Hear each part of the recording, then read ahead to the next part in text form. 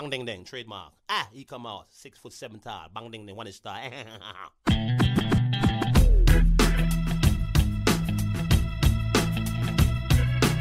dong ding dong ding dong ding dong ding dong ding dong ding. It is a perfect day. Woke up to the sound of the garbage truck again.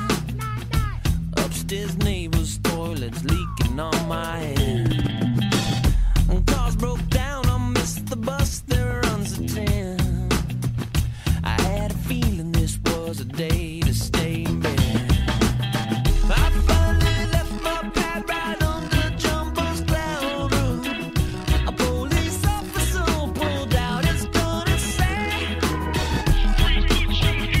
I said, sir, you got the wrong guy. I guess it's just a perfect day. It's just a perfect day. No, no, no, no,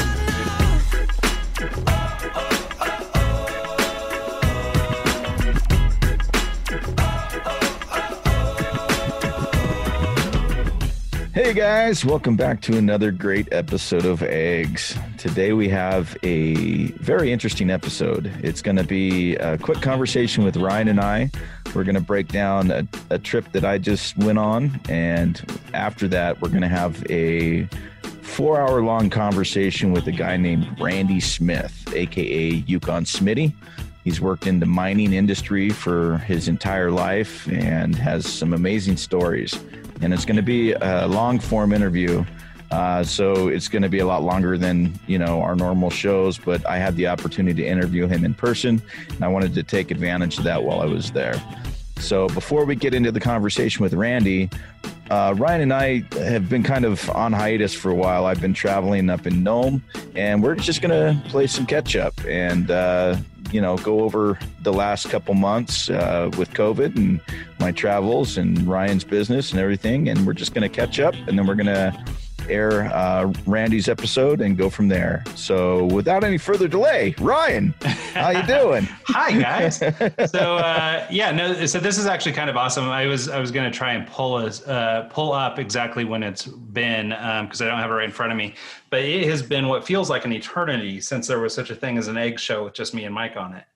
It's been about a year, probably at least a year. Yeah, we have been very fortunate in that we are staying quite booked with guests, based on the feedback we're hearing and everything. Hopefully, everybody is enjoying the guests. We are enjoying our conversations, and we're meeting a lot of incredible people. So that's been great. But it's funny, like just looking back at analytics and all that stuff. The last episode we did together, that was just Mike and I, is actually the highest or most downloaded episode of last year, I think. Really? And, which is kind of an interesting thing because we had some. I wonder what we were talking about. I wonder if it's like keywords that are just God knows. I can't imagine they just came because of us. But but nonetheless, it was To be honest with you, I think it's the episode where I hiked Mount Eleanor and was talking about the lady that was trying to come up the mountain with her dog and her kid on a backpack. Mm-hmm. Yeah, I remember. Yeah, no, that probably is it. It was actually, I think that unless I'm screwing this up, I think it was all the way back on episode 118. And and that came out August 22nd, 2019. So literally 1 year ago. And Mike and I, obviously we talk a little bit offline and things like that, but, we really come together each week to do this eggs show. And we've been blessed to have all these awesome guests lately. And it's been really cool. This has been a fun year. And, ultimately we probably ought to do another one of these that's a little longer form, just you and I, in that we haven't, we really haven't talked to anybody. We're into year 3. We are, 180 some episodes in. We've made some, real evolutions that we haven't taken the time to stop and visit about. So, so I think that's great. It's crazy to think that we're almost 200 episodes in, and it's not like we're doing 2 or 3 a week, which would add up quicker. But it's literally 180 weeks straight that we've published something, which is it's pretty nuts. And, I think it's something I'm very proud of and grateful to share with you, Mike. But this little pre-conversation that we wanted to have before your conversation with Yukon Smitty is, I think, we should probably do like a little bit of explaining. So for people who are regulars and who've been watching the Egg Show and sticking with us all these years, the last couple episodes 172 and 173 with Dr. Livingston and Greg Hickman, both of those episodes you may have noticed a glaring omission, and that was Mike, and he wasn't here. We have a little bit of transparency for any aspiring podcasters out there. We have a recording cadence where we record a couple episodes a week, and basically try and keep a little bit of a backlog for things like, family vacations and stuff like that. And one such event that ended up occurring was Mike had this really awesome opportunity to go up to Nome, Alaska, of all places. And he just, couldn't not do it. So he decided to take that trip. And I think it was a really cool experience. And I'll stop talking here shortly and let him explain it. But so for people who did notice that Mike was missing in those last few episodes, or in a couple of recent episodes, that's why, and that's where he was. A lot of the other episodes that aired during the period while Mike was gone, which was, God, what did it end up being? About 6 weeks, 8 weeks? Close to 8 weeks. Yeah. Yeah. It was a pretty decent stretch. And so many of those episodes had been pre-recorded prior to Mike leaving town. But we did start to run out of backlog a little bit there towards the end. And so there are a couple episodes there that I just did myself. And you did a few yourself, and we actually ended up recording 2 while I was in Nome. So yeah, that's right. Also, in the initial stages of being in Nome, there was we had some struggles getting connected. Obviously, we were covering pretty significant distance, and it was difficult to get it to either line up technologically or line up timing wise, that sort of thing. And so we did make a couple happen. So you'll see a couple episodes from Nome, which is a lot of fun. But anyway, that I just wanted to sort of explain all that, sort of explain the absence there for those couple days or a couple episodes. I actually think as we're recording this, the one that airs this week is one of the ones that I'm not in. Greg, I think. Greg went out as we're recording this, last Wednesday. So he was episode 173, Greg Hickman. He was the founder and CEO of Alt Agency. Which is sad because I reached out to him. I was like, hey, you would be a good guest for our show. And then I ghosted him on the interview. Yeah, no, it was really funny because, many of our guests come through different booking agents and things like that. And they, so there's kind of a standard workflow. They come in, we get the email, we approve the show, we send them a booking link, all this sort of stuff. Greg was one that Mike had actually set up via Instagram or something. And, Greg, for anybody who missed the show, was a really great guest. And, he puts out a lot of good content on his own. And so we were both really excited for the conversation. And then just the way it shook out, Mike couldn't be there. Yeah, it was funny. He actually, he had a sponsored ad that I saw, and I was like, hey, this is right up our alley. I wonder if he would be willing to do the show. And I messaged him, and he was like, yeah, sure, that'd be great. And then of course not, but yeah, well, it's pretty funny. And actually he's appeared on, Egg Show alumni, Chris Doe's show over at the Future. He's been on some other places like that. So Greg Hickman, lots of really good information, be a good one to check out. Yeah. So the other one was Dr. Glenn Livingston, and that one was actually kind of a unique episode too, in that it was a little less of a conversation, a little bit more of a shrink session. So he really tried to work with me on sort of some of the battle with weight loss and overeating and things like that I have always sort of struggled with, and he has a lot of unique experience in, and so that was sort of a unique opportunity because Mike wasn't there, and because it was a little less conversational. It was much easier to sort of, I don't know, experiment, get a little avant-garde on the Eggs Show. So it was a pretty fun opportunity, but nonetheless, I'm grateful to have Mike back, more or less stateside, and at least in my time zone again. And so here we are, we have this opportunity. So Mike, why don't you, I guess, give us a little bit of background on what took you to Nome and what you were doing, and how you met this guy, this random, guy that, I don't know, looks like some kind of wild mountain man or something. Like when I saw pictures of the guy, I assumed we were talking to one of the early founders of the city of Nome or something. So, so Nome kind of came out because of COVID. I essentially lost every gig that I had booked this summer. So my money went from coming in to not being there. Yeah. And for people who don't know, Mike is, he's a club DJ. He, does weddings and other events as well. And, corporate events, things like that. And basically through COVID, none of those things were happening, so for Mike, it was a pretty devastating blow. Well, I seriously, everything I had on the books either rescheduled to next year or just canceled completely. And so my entire income for this year essentially just vanished in front of my eyes. And so I had to get creative. And by getting creative, I reached out to a friend who is a gold miner up in Nome, Alaska. He's actually been on the show before, Ian Foster. And it was kind of weird. It was like I wasn't reaching out for work. I was reaching out because I wanted to build a desk in my free time.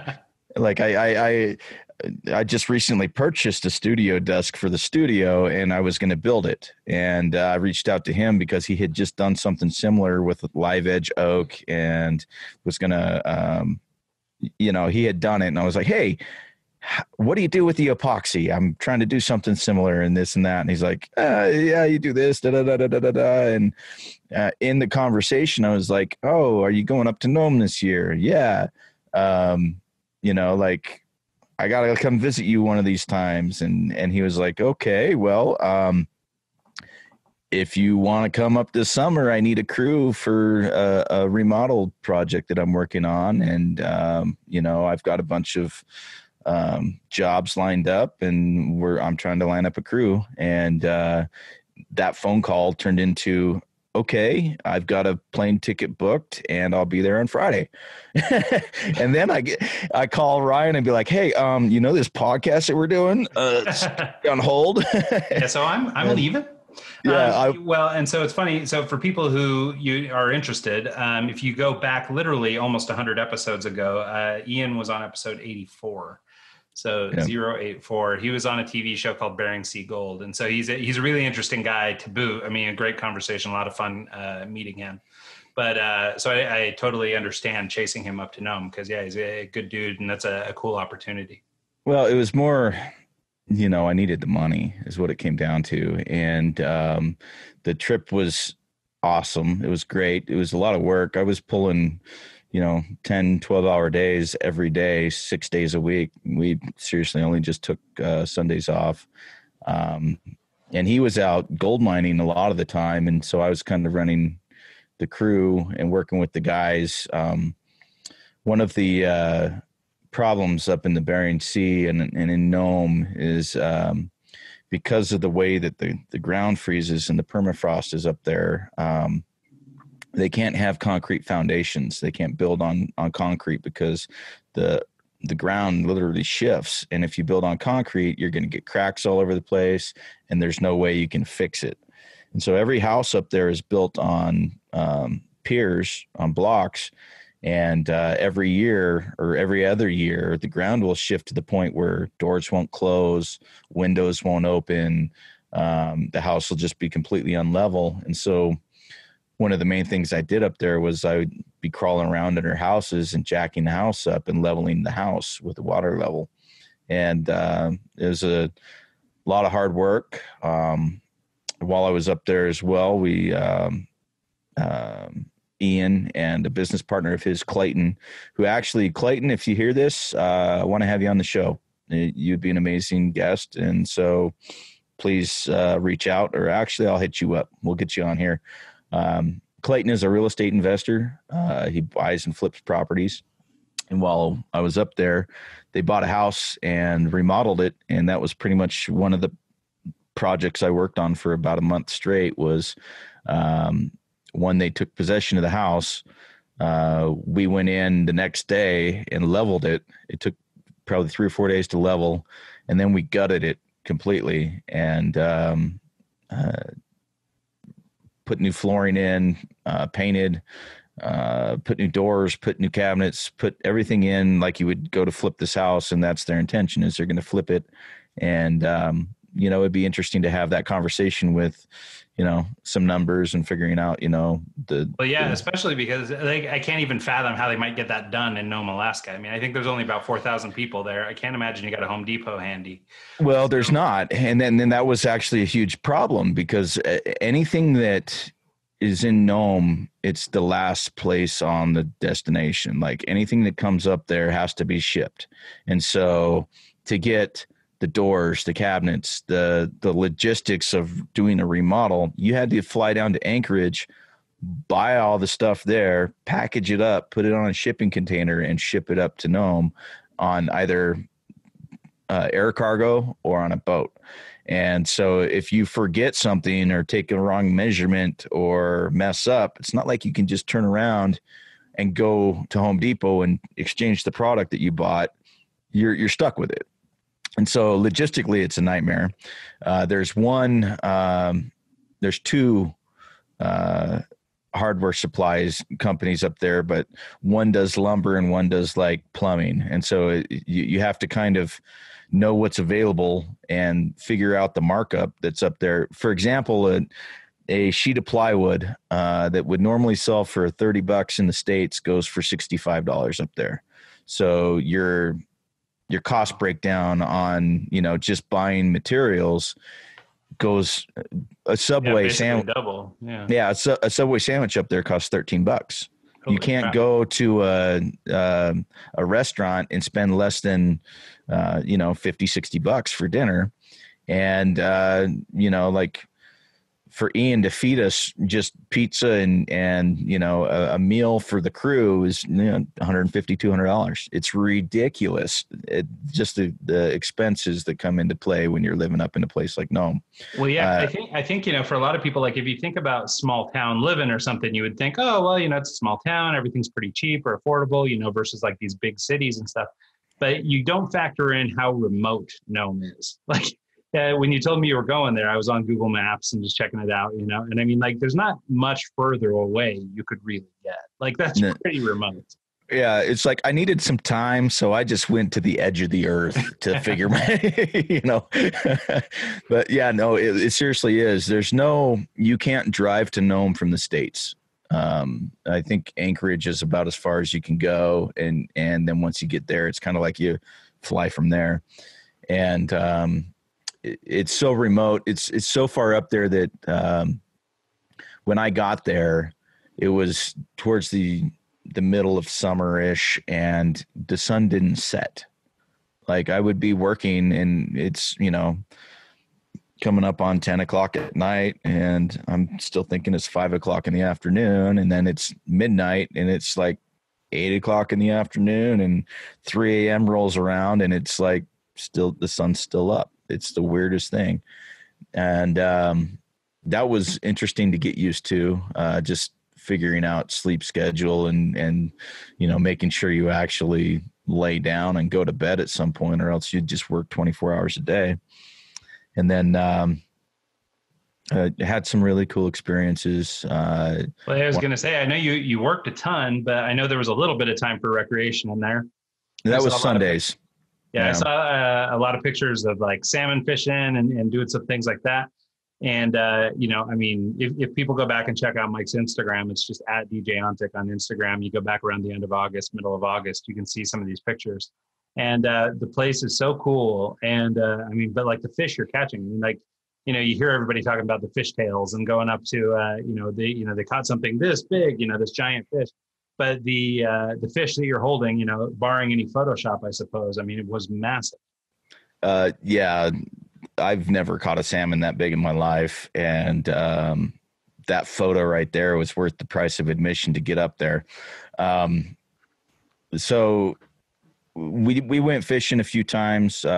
We caught probably 25 to 30 salmon while we were up there. And, that was a really cool experience. It was very weird to have someone standing guard with a rifle while you're fishing, because there's grizzly bears up there that'll just eat you. And so it is like, you hear stories of people just disappearing in the tundra and like, Yeah, I was going to say, we're not looking for the sequel to Grizzly Man. Yeah. So it's probably better that you had somebody watch around, but what a weird experience. Yeah, it was definitely different. And shout out to, the people that I met up there. Ian, for one, amazing. Thank you for making this a possibility. Yeah, super cool. Yeah. Well, so maybe to just sort of kind of put a bow on this little bit of conversation, and we'll catch up on the rest of our lives at a later date. So how'd you come to find this dude, this Yukon Smitty fella, and how did that all come to pass? Yukon Smitty is a friend of Ian's.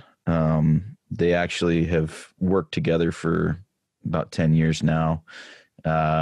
He's a miner from way back in the day. He works for a company called Goldfield, or worked for a company called Goldfield, and they provide mining equipment for a lot of major operations all across the world. And they're like the Rolls Royce of mining equipment, pretty much the top of the line you can get. They do major contracts with INEL here in Pocatello. Nuclear laboratory. He spent some time there. He lived in Atomic City for a while. Actually, the start of our conversation, I think I'm going to leave it in there because it's interesting, and it's where Ryan and I kind of live. He's talking about commuting from Salt Lake to Atomic City and living in a trailer in the middle of Atomic City because it's cheap rent. And so I'll just leave that in there. I imagine they pay you to stay in Atomic City. Pretty much. They ought to anyway. But yeah, so Randy's an amazing guy. This conversation is 4 hours long. He's one of those guys that I didn't want to put a time limit on. And when we went into it, I told him that. I said, hey, our normal episode's an hour long, and I want you to just tell your story because it's so unique. And I don't want it filtered. I don't want it edited. I just want it to be 100% authentic. And so it's a full 4.5 hour conversation. And I'm glad that I didn't limit it or put a cap on it, because some of the stories we got into are just crazy. I mean, like one of the stories, for example, he was fishing for piranhas in the Nile River. I think it was the Nile River, and stepped in quicksand and almost died. So, I mean, like, just stuff like that. You're not going to have stories like that every day. And I thought it was something that we just needed to document and get down on tape. And I'm glad that we did. Well, and I'm super thrilled that you did too, just because dudes like that with these kinds of backstories, like, I feel like they're like diamonds in the rough, Yeah. There are a lot of people who have like one life, but these guys have like lived hundreds of lives, Yeah.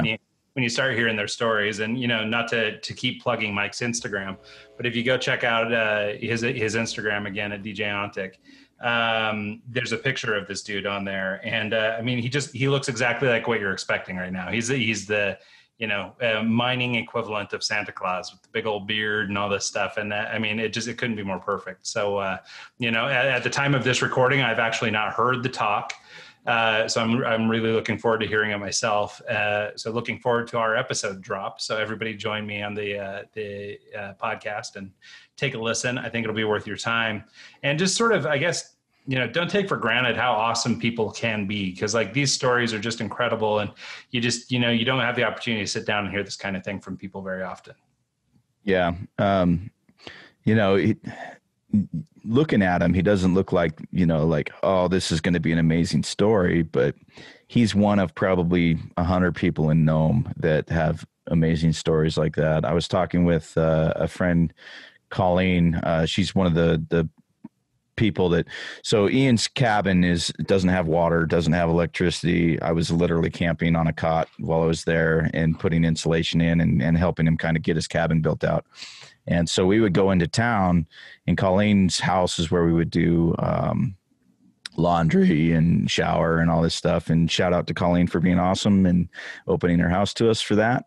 But I was talking with her, and she was telling me this story about a guy that is from New Orleans and literally canoed from New Orleans up to Nome and just ended up there and has lived there his whole life. But can you imagine that story? I mean, like, though, it seems like the right kind of place for those kind of people, right? I mean, it feels like Nome, Alaska is either somewhere you've got to go by choice or you're going to get away from something.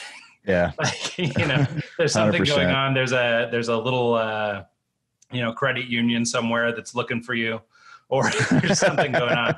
But like, I feel like Nome is one of those kinds of places, where you get these collections of sort of these ragtag dudes, the outlaws, all these types. And I think it's pretty cool. And even the native culture there is amazing. It's a whole nother world. It's like going to a third world country in the United States. And Colleen's going to be upset that I said that, because whatever, it's not a third world country, but it borderline is. It's a different world, and it's amazing. And the sunsets there are gorgeous. I've never seen anything like that, because, the sun will stay up 24 hours a day or 22 hours a day, and you'll have darkness for 2 hours. But think about like a sunset that lasts 5 hours long. Yeah. You can get the most incredible views that you've ever seen in your life are up there. And same thing, in the wintertime, it gets dark for, 23 hours of the day. But if you think about it, the moon is so bright, and the light, there's no, light pollution. So you see the stars, the full effect of the stars, and it's insanity. It's so beautiful up there. And I know that I'm going to have to go back at some point, because it's just a really amazing place. That's awesome. Well, I'm super jealous. It's pretty cool. Yeah. You cut me off earlier when I was trying to thank a few people, and oh yeah, please. The rest of the crew, Connor, Taylor, Benny, I'll never hear Benny and the Jets and not think of you. Benny. But that, and then Taylor's mom, Jana, thank you for being an awesome friend while I was there. It's great to have people to talk to, and you were one of those people. So without any further delay and more, bullshit from me, here's Randy, aka Yukon Smitty. I decided, well, they got these pads out there and they had electric and water. So I went into town and asked them, and they said, yeah, we'll bring you one. Kind of like, really? And it was like $50 a month, included the electric and water. Wow. And so I pulled a travel trailer out there, and somebody, I think it was somebody that I worked with, had told me that after a few years they had figured out how to skirt a trailer and keep it from freezing in the wintertime, and keep the water and stuff from freezing. So I followed their instructions, and it was a little bit of work, but it worked out great. And I could leave my water on all winter, and I ended up, I had a gas tank brought out, propane and stuff, and I started to use it, and I kept smelling gas, and what is going on? And the heater had those squirrel cage blowers on it. Yeah. And it would drive me nuts, because it would go on, off. And I kept getting a little bit of gas smell, so it scared me. So I turned that off. I just used it to, what was it? I think I had a gas water heater in the stove. And so I just used it for that. And then I put in 2 electric heaters, those little electric oil ones that look like the old radiator types, one in each end of the trailer. I was toasty and fine all winter long. And this was in the middle of Atomic City in Idaho. Right in the middle. That's a cold spot. Because I worked at the site. Pit 9 was only, and I think it took me like 10 minutes to get there. And I wouldn't even go, well, unless it had snowed and stuff, I wouldn't even go back to the junction on the highway by the bar there. and go in. I just take a back road, go in, and drive right to the site.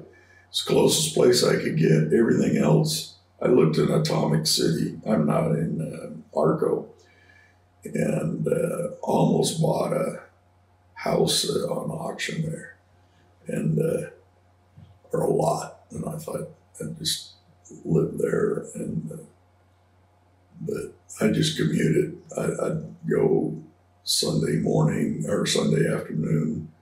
I'd drive to the trailer, or sometimes Monday morning real early, and then I'd be able to get to work on time. Because your family was still in Utah. Yeah, so all the kids were going to school, and my wife was working and all that. And so I'd take off on Friday afternoon and drive home and then come back. Usually it was Monday morning I left early.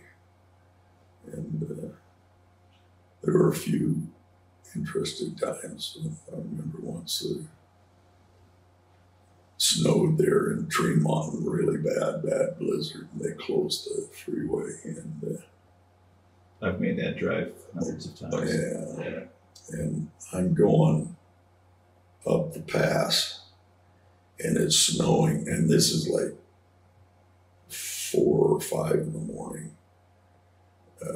By the time I got there, because I always timed it so I could get to the site at about 8. And it was just a whiteout blizzard, and the snowplow had got bogged down and had gone off the road. He was stuck. And I go, man, if I get stuck in this storm, I'm really screwed. And I just bought, my brother-in-law told me about these special tires that Ford made. And I just bought them, and it was front wheel drive. It was a Chevy, and I put them on there. Those things were unbelievable. It was before they had the Blistex and those. Yeah. And they would grip in that snow like crazy. And I was bucking snow over my radiator. It was coming over the hood. And of course, the snowplow, I was ahead of it. And I made it all the way down. And I couldn't believe it. But anyway, yeah, it was an interesting experience. So never did end up moving the Pocatello, but yeah, not many people could say they lived in Atomic City. Yeah. I've driven through it a few times, and there's not much there. There's not much there. Yeah. I found out a neighbor of mine where I live now, his wife's family owned, I guess they had sheep, thousands of sheep, and there's some big old sheds that were, I think, potato sellers at one time. And anyway, they would bring all the sheep in there to shear them and so forth. And he was telling me all about Atomic City and stuff. It was fun. But when he was first married, they lived out there and worked. And yeah, it was, I remember one time I was there when they were shearing, and just sheep everywhere. I mean, there were literally thousands of them. And those big white dogs, I can't remember what they call those. And you'd hear all of the coyotes and stuff that were trying to pick off the sheep. And those big old dogs would go after them. That's crazy. What time frame was this? This would have been mid-90s. Okay. Mid-90s, 94, 95, something like that. Well, should we get into this? Sure. Okay. You got some questions for me? I do. Okay. I guess we'll let people know who you are to begin with. Okay. I'm sitting here with Randy Smith, also known as Yukon Smitty. He's a good friend of Ian Foster's, who's been on the show before. And I met him on my trip up into Nome So please ignore the audio quality of this because we weren't planning on doing it. It just kind of happened. So we're recording with the computer speakers, and I just felt like we needed to I had time to talk to you, and I wanted to get your background. And thank you. Yeah, this isn't normally, our show is kind of a creative / business show. Okay. And we've interviewed tons of people, from CEOs of tech companies to graphic designers to bands that play in the entertainment industry. And so we kind of go all over the place. But I think your story is unique in its own, and it's not one that we would normally have, and I'm excited because of that. Okay. What we usually do with Eggs, that's the name of our show, okay, is we start at the beginning, like fresh out of high school, and go to where you're at now, and pull the memories and the bits and pieces that stand out to you, the eggs, over your career. Okay. And just kind of get a timeline of how you got to Nome, Alaska in 2020. Okay. Yeah, it can, and this can be long form, like no time limit on this. It's going to be a bonus show. So feel free to get into it, and we can stop when you want. All right. Let's, where'd you grow up? What? Actually, I grew up in California in the Bay Area. Okay. I was born in Redondo. My folks had a beach house on Redondo Beach. And then after I was just still really young, although I do remember the fog coming in on my bassinet, I think they called it. They put me on the porch. And I mean, the beach was right there. So I've always had a fondness for the ocean and stuff. But they moved up to Sunnyvale, in Silicon Valley. And my father worked there for Lockheed for a number of years, and then transferred over to the Stanford University facility. And so I grew up in Sunnyvale back when it was still a lot of orchards and fruit and strawberry fields, and was there during the 60s with the whole hippie movement and all that. So that's, yeah. And Vietnam was a big deal. And yeah. I actually just listened to a book called Skunk Works, which it talks about the stealth development on the bombers. Yeah. And I think Lockheed played a big role in that. They did. Yeah. Skunk Works is one of their facilities. I've been there, and it's eerie. They say they can fly a 747 right through it. Wow. And I believe it. It's massive. And and the offices, they're on one side of the hangar, and I don't know how many stories, like 7, 8 stories high. And you go in them, and it's just like they left it in the 50s. Wow. I mean, the paper, the old typewriters, the old lights, everything, How long ago were you there? I was there, and it was in the 90s. I think it was 92, 93, something like that. Okay. Yeah. So your dad worked for Lockheed. Did he work in that project? No, he didn't, actually. My father was in the, before Lockheed Martin had merged. I was with Lockheed when they merged with Martin Marietta. Became Lockheed Martin. That was in, 94, 95. And my father worked for Lockheed Aerospace. And his deal was the missiles. Some of the first missiles that went into space and the satellites that they were sending up. I even still have some of that. The gold foil that they made the antennas with and stuff, the collectors.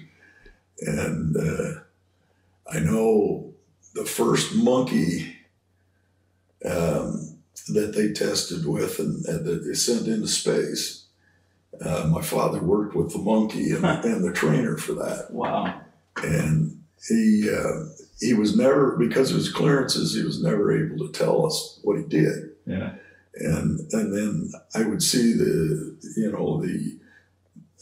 San Francisco Chronicle or News, San Jose News or something. There'd be a picture of my dad, next to a missile, and he'd be in, looked like a doctor, Actually, now they're wearing the masks and stuff. The same thing, he'd be wearing a mask and gloves and everything, and a white coat and so forth. So, but yeah, I remember him telling me about the monkey. Now, back then, this would have been the early 60s. And this monkey had been trained and so forth for quite a while. I believe it was a chimpanzee. And in the missile, there was in the rocket, I guess, there were two switches, two buttons that he had to push. And one was blue and one was red, I believe. And the red one was for food and the blue one was for water. And anyway, there was some kind of a short back fault in the system. And when the monkey touched the blue button for water, it shocked him. And he would not drink. Oh, man. And this went on for a couple of days. And my dad is freaking out. He's going, I got this $1 million monkey here. And $1 million back then was, a lot of money. And even now it's still, but anyway, that monkey would not touch that button. And on the third day, my dad was begging the trainer. He says, look, we're under a lot of pressure here. He says, this monkey's dehydrated, obviously, and he's getting weak.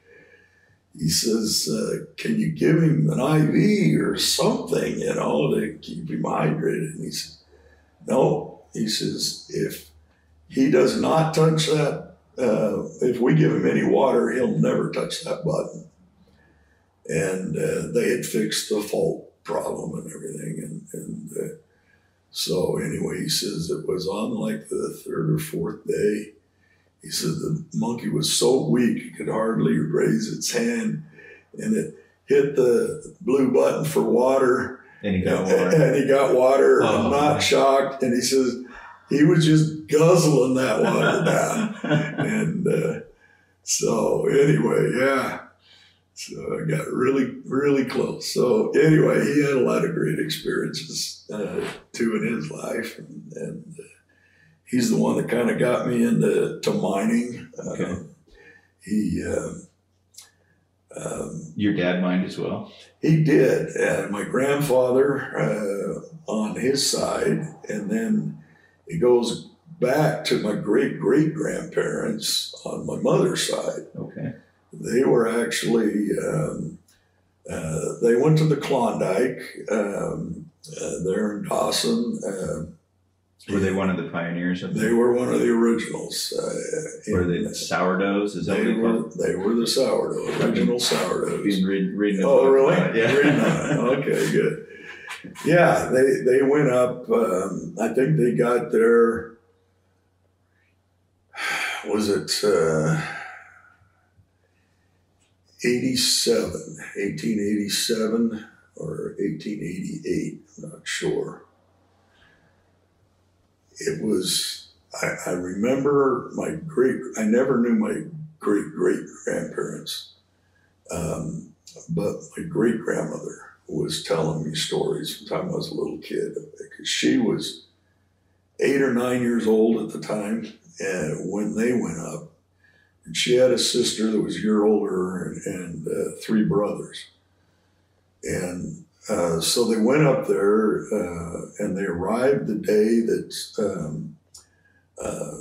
Soapy Smith and the sheriff finally had a shootout out on they had long piers that went out because of it was so shallow and the tide was really fast. And so the vessels had to stay out quite a ways, even the tender boats that would bring the gear in. But anyway, I guess it was, they didn't see the shootout, but it was the day after the shootout, because she remembers going, the whole town turned out in Dawson to the funeral for the sheriff and Soapy Smith. No, they both didn't make it. No, they both shot each other and killed each other.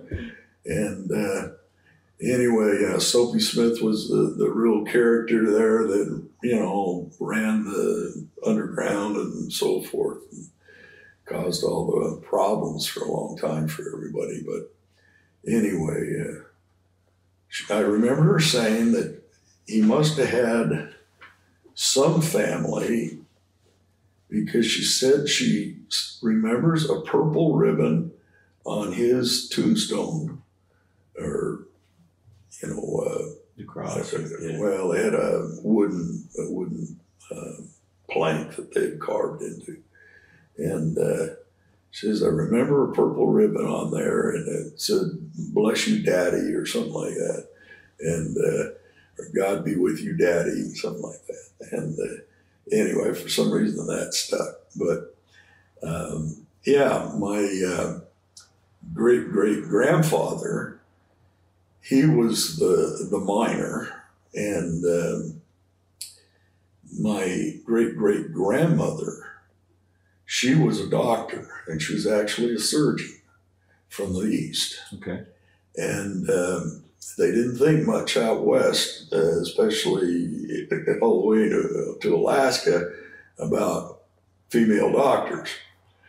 So there was a dentist in town that was also the barber, the butcher, and something else. Multitasking, whatever you could do. And there was another guy, and I guess they were both hacks and drunks and so forth. And a lot of the issues up there were frostbite. Okay. And they had to do a lot of amputation, the fingers, toes, legs, you know, type of thing.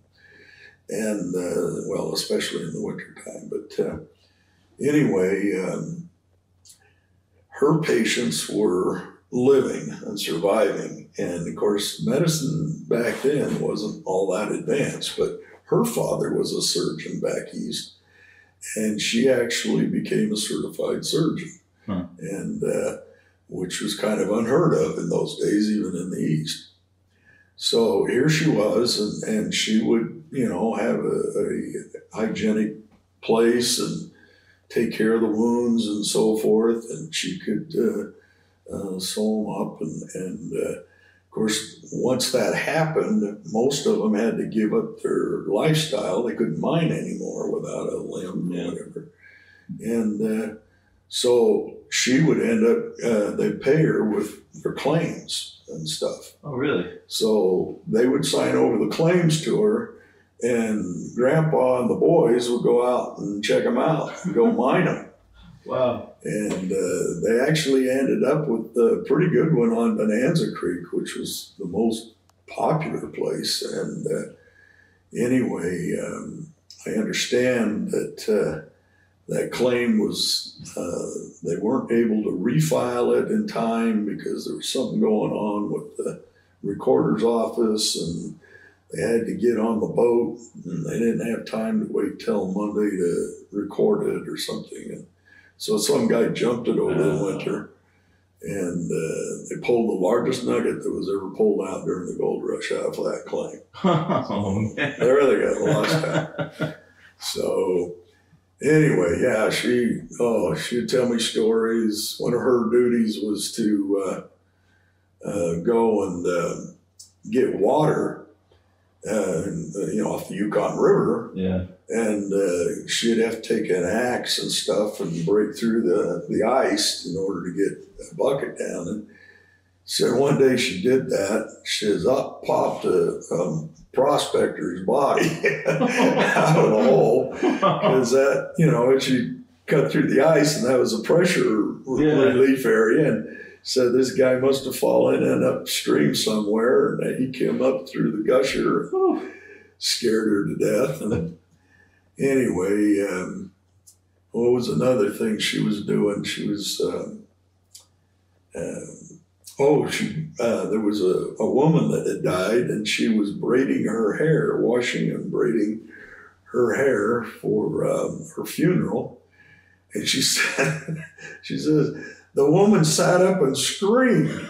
And she said she went, my great-grandmother now, she went running out of there, and she says, I never went back. She says, I don't know. And anyway, I guess what had happened was the abdominal muscles contracted, and that forced the air out of her lungs and vocal cords.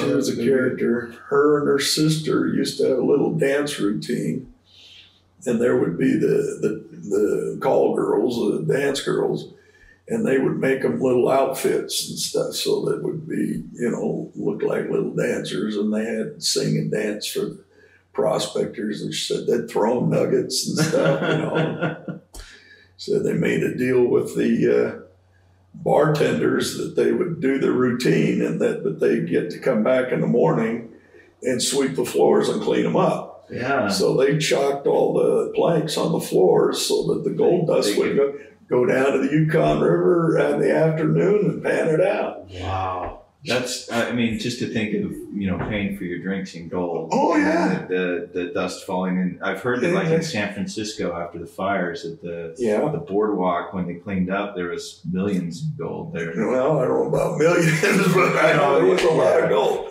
Because that's where they brought it either to Seattle, but most of them went from Seattle back down to San Francisco, as did my family. They went to San Francisco, and so they did that for a few years, and so they were in the Yukon, your great grandma, and then where was your dad born?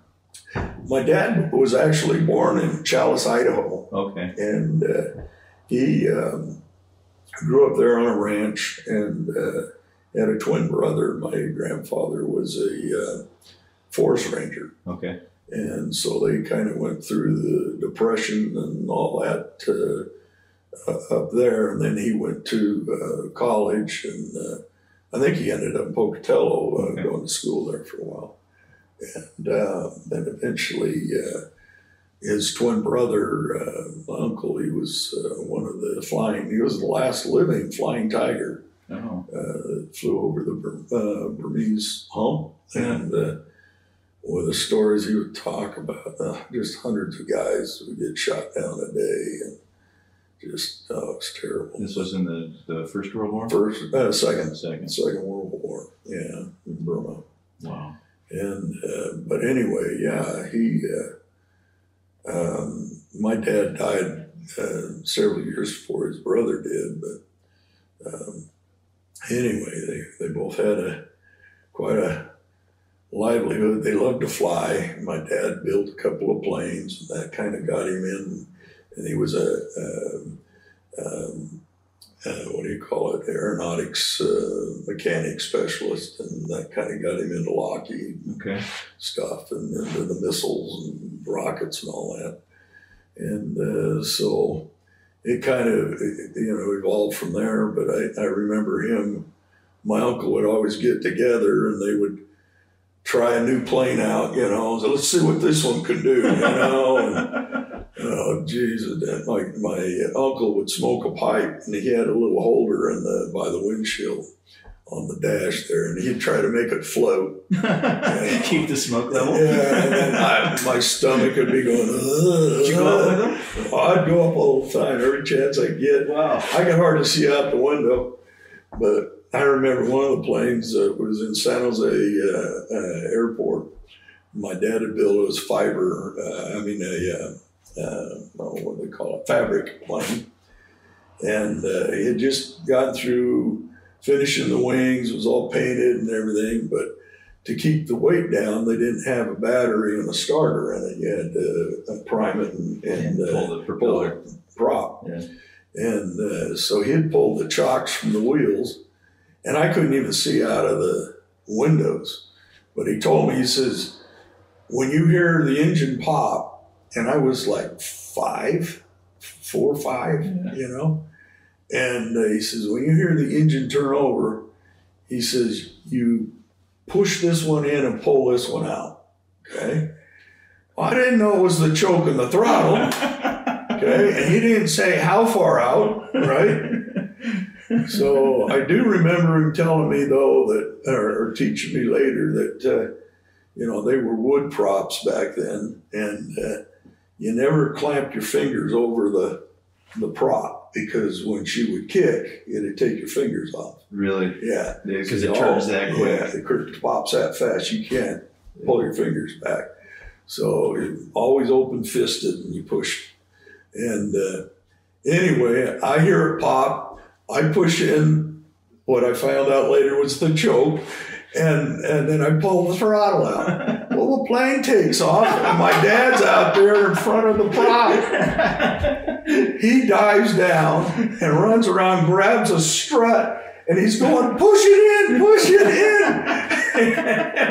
And I'm going, what? You told me to pull it out. He says, no, push it back in. So I push it back in, and I'm headed right for a hangar. All I can see is this big building, right? And anyway, he jumps in at the time, just barely gets in there, and, he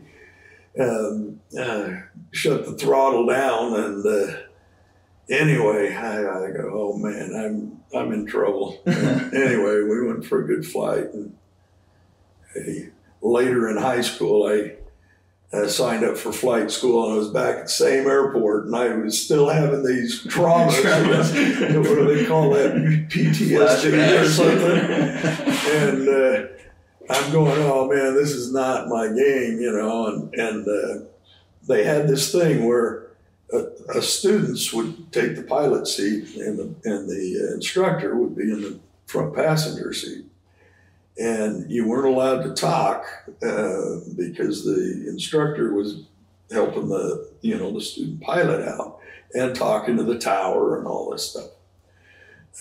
So we're on approach, and this is now an international airport. It's not just a podunk, asphalt strip like we used to have. And anyway, we're on approach, and we're coming in, and I'm watching this plane off to the side, and I'm going, I know there are two big, landing strips here, but I don't think they want us on this, and he's getting closer and closer and closer. And finally I said to the instructor, I said, hey, I need, no, don't talk. I'm talking to the tower. And I said, hey, you need to, that guy shouldn't be here. And we were so close on the radar, they thought we were the same plane, and they had cleared us to land on the same runway. Wow. And we were wingtip to wingtip. And I'm not kidding.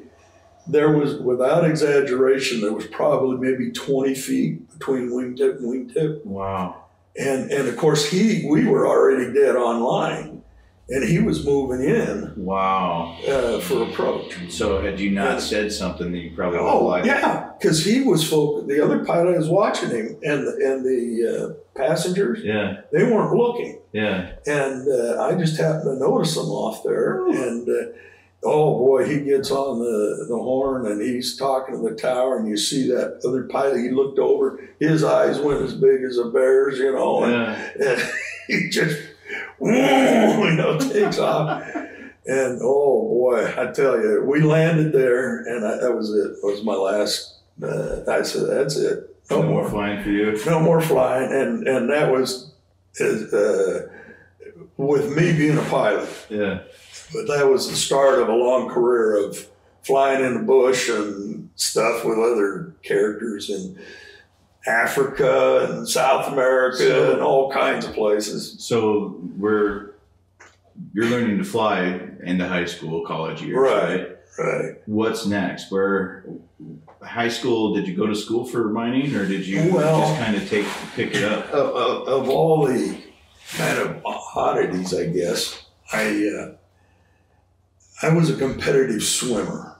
Okay. It was a big thing in the Bay Area, and that was in the days of Mark Spitz and so forth. In fact, he and I were competitors. He was a year older than I was, but we competed in the same events. He always won, of course. I think I beat one of his times once, but I always teased everybody the only reason that he's good was because he didn't have anything else to do but swim. He didn't have much of a personality. He wouldn't talk to people. He didn't have any girlfriends and stuff. And I go, yeah, I'll take the girlfriends. So, anyway, but my swim coach and a coach at the University of Alaska Fairbanks were, I guess, in college together or something. And both were coaches, and he was looking for swimmers for University of Alaska Fairbanks. Okay. And, so he flew down and, watched me swim and try out and went over my times and all that, and made me an offer to come up, full-time scholarship to come up to the University of Fairbanks, or Alaska at Fairbanks. And anyway, I was planning on doing that right after high school. And then my aunt, who was in Seattle, she said, what do you want to go up there for? You're going to freeze to death. And I just kind of poo-pooed the idea with my parents and stuff. So I didn't know what I was going to do. And at the time, Vietnam was at its peak, and this was in the late 60s. And anyway, I didn't know really what I wanted to do. I liked the swimming. I liked the idea of a full ride scholarship and stuff. But I liked the girls down there, type thing. Yeah. So, and then with Vietnam, I mean, half the school were hippies and half were, real conservative. And it just, I don't know. But anyway, I ended up getting drafted. They had a lottery, and I went in for the physical, and I don't want to sound racist, but I was like the only white boy in town there, I mean, it wasn't blacks, it was Mexicans. Yeah. And it was in San Jose, and I'm going, whoa, I mean, there were a few other white guys here. But anyway, I get up, and the doctor's doing the physical and going through the list of stuff and everything. And I had a heart murmur. Okay. So he hears that and stuff, and he says, no, you're 4F, you're not gonna get drafted. And I said, well, how does this lottery thing work? Because they did it twice. One time I had a 300 and something number, and the next time I had like 9 or 10 or something. Wow. And that's the one I had to go report on. And anyway, he says, every district is different. He says, you have a quota you have to meet, and if you don't meet it, with the first round of numbers, then you go to the subsequent numbers and so forth until you get it. But he says, everybody's volunteering because it's either going to prison or going to the Army. Yeah. And so the guys go, well, do I want 2 years in the Army or 3 years in the joint? Yeah. And so the judges made sure that there were plenty of willing men to go. So they'd either been busted by drugs or something, I don't know. But anyway, so so I ended up going on a LDS mission. Okay. And I went to England. And I went to the Philippines. Did you? Yeah. Oh, okay. So. And I spent a year in England and a year in Wales, which everybody says same as England, but the Welsh don't feel that way. But anyway, so I came back and I went to Brigham Young University. Well, actually, I went I had already had some schooling at City College in California there, and then I went to BYU, and I was thinking about, always in the back of my mind, Alaska, I mean, the whole thing. In fact, one of the most famous bush pilots in Alaska, and in fact, in the museum there, they have the, I forget what they call that.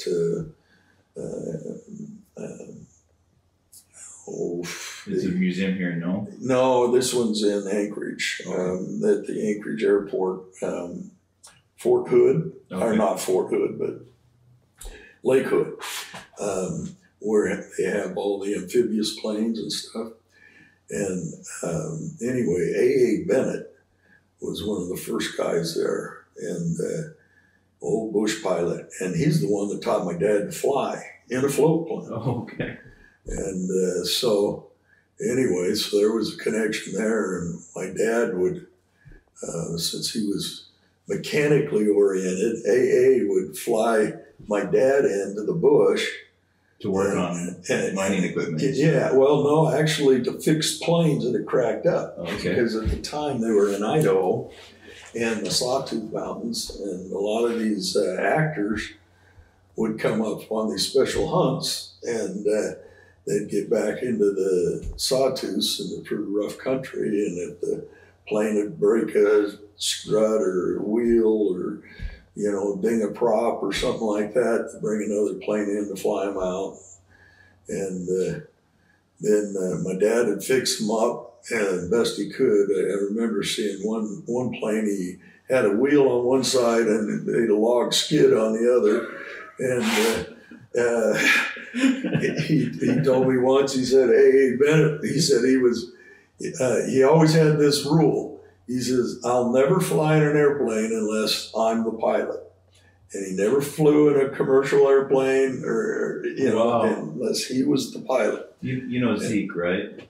Yes. Uh-huh. His dad's a pilot. Oh, is he? And he was saying that he feels more comfortable flying up here in Nome than he does driving a car in Seattle, because that's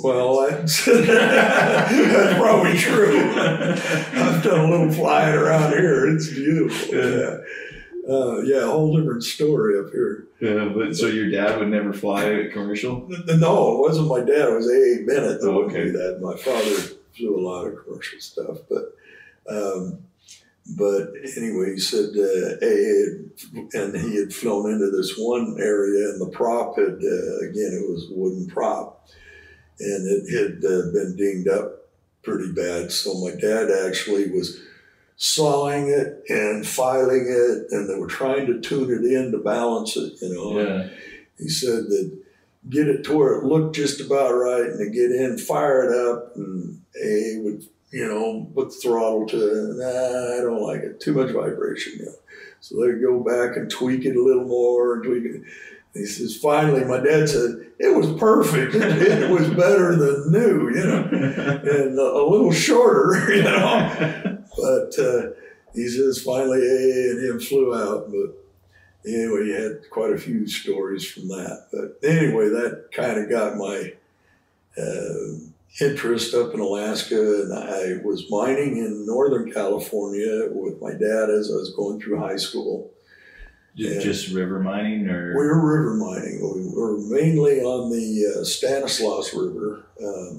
I've heard there's still a ton of gold down there, but you can't get it because there is more gold in California still than they ever took out, but because of all the water shortage. They say water shortage, but that can be worked around too. But it's just all the environmental regulations, and everything's off limits, and you can't do this, you can't do that, and it's gotten to where you can't even. You can't go hiking anymore unless you're on an approved path and you've signed up in advance and you got a permit. And, it's nothing like it used to be. And I remember once the Dredging Association was trying to get people to write the senators and the governor, and that's back when Schwarzenegger was governor. And anyway, I wrote to the senators. And I got one response back, and the guy said, if you really want to talk to me, communicate through this other email. And I'm going to, it was already up for a vote, and it had passed the state Senate. And anyway, it was going to Schwarzenegger's desk that we signed off. So I wrote to Schwarzenegger. I got a 2-page letter back from him. Wow. That was, I believe, it was endorsed by him, but I believe it was dictated because it was personalized enough. It couldn't have been a form stand, And he said, I really appreciate, because I ran off too much. I should have kept it more brief, but I sent him like a 3-page argument, of things that people wouldn't bring up that were in favor. They were talking all about, the fish runs and so forth. And, you talk to any fisherman down there, they love the dredgers because that would make the deeper holes and stuff for the fish to get into the cooler water and so forth. Yeah. And I remember fish around me when I was diving, I remember 10 years old, I was diving with a 10-inch dredge. Oh my goodness. Now, it takes a pretty good that guy. That could suck you up. That's right. It takes a pretty good sized guy to run a 10-inch nozzle, and the thing would scare me to death. And back then, boy, you suck it down to a rock and you needed a pry bar to get it loose. Wow. It'd take your hand right off, pinch it off. So I had to be real careful. Anyway, this was in Rivers. This was in Rivers, and we would spend weekends up there, mostly the summer weekends and stuff. And so it was always a lot of fun to get away. And, it was like first kid in junior high or whatever to have a wetsuit, and stuff. And that was kind of neat for show and tell. And, anyway, it just kind of, the panning idea I wasn't real happy with. I was always kind of an innovator or an inventor growing up at several. Well, with your dad things. being an airplane mechanic and being hands-on like that, I'm sure he kind of inspired that. He did. And, and he technically was an aerospace research scientist. And so they took, a lot of these ideas and stuff, and that's what they would do. They would test different things and different approaches, different metals. Again, just flipping back to Vietnam, I remember one of the things they had to do was bazookas that they would use. The guys could carry like 4 or 5 rounds. I can't remember. I think it was 4. And the bazooka. And what would happen is if the guy got killed and the gooks would confiscate the bazooka, and then they would try to find somebody else that had some rounds, and then they could use them against us. Okay, yeah. Use their own weapons against us. So what they wanted was a bazooka that would fatigue so much that on the 5th round, I believe it was, it wouldn't work anymore. It would explode. Okay. In the chamber. Okay. And so they played around with a lot of different metals and different, they had all these different test methods and gauges, things. Imagine that being your job. Oh, every yeah. day showing up and you figure out stuff like that. That would be. It was pretty cool. He told me one time they went to Paul Masson Winery and got 100,000 gallon vat, and they had huge. Yeah, they had to reassemble the thing at the Lockheed facility, and what they were doing was they were doing a deep water vessel, trying to see how deep they could go in the ocean, and what do you call it? The intention was to mine the deep sea manganese nodules on the ocean floor that were coming up out of the vents and so forth. Well, that was, not the truth. The truth was they were looking for aircraft and ships that had gone down in deep trenches and stuff. And he said they had this submersible vessel sitting in this vat. And to create the depths, what they did is they had these huge vacuum pumps. So they get the air pressure. Multi-stage vacuum pumps, and they pull the vacuum on the vessel. And you're talking vessels that had like 6 inch of the thick of the, densest high-tech steel that we can come up with, right? Wow. And, then they would squeeze a couple of guys in there, and if it goes, they're pancaked. Yeah. And I talked to a couple of those deep.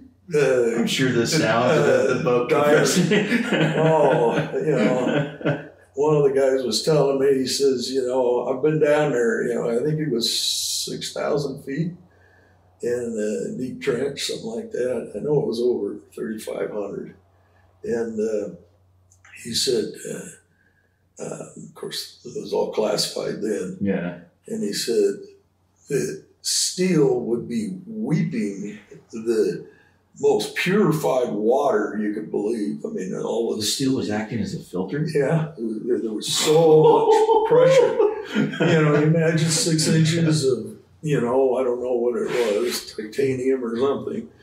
And he says, they were just drenched. Wow. And he said it took a lot of psychological, control just to keep from losing it. Yeah. And but I actually have one of the deep sea nodules.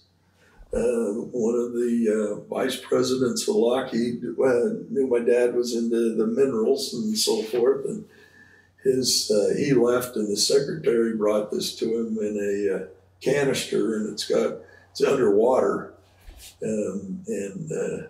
anyway, it's actually one of the original nodules from, I think it was a 3,200 foot depth or something like that.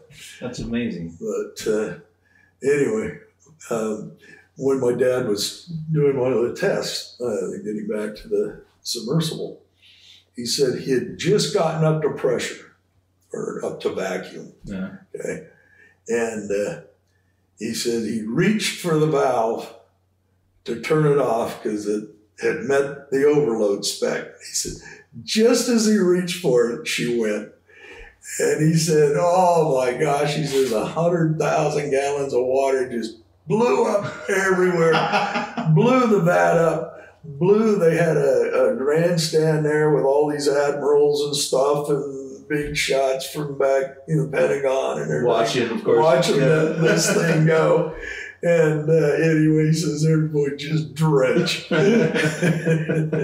So anyway, fun times. Yeah. So anyway, I'm losing track. This was coming from being a 10-year-old dredging on a 10-inch dredge. Right. We talked about your dad being innovative, and that kind of sidetracked us. There we go. All right. Yeah. So I was always thinking time. I remember when I was 3 years old, I wanted a gold balance for my birthday. 3 years old, I could barely talk. And I go, yeah, I want one of those things where you can weigh your gold. One of these. Yeah, exactly. Yeah. Now I have a collection of all antique ones and everything. I noticed in the Nome Bank, in the Wells Fargo Bank, they have this huge one. I'll have to go in and look at it. They've got a small one from the 1800s, like I have. Mine came out of the Denver Mint. I think it was 1902 or 1904. And theirs is exactly the same model as mine. There was one little difference, but then they have a huge one. Yeah. That, I mean, it must, it could weigh hundreds of pounds at a time, very big weights. Things like got a 6 foot long beam. And that's in their lobby? Yeah. I'm going to have to go look at that. Yeah, it's worth it. Yeah.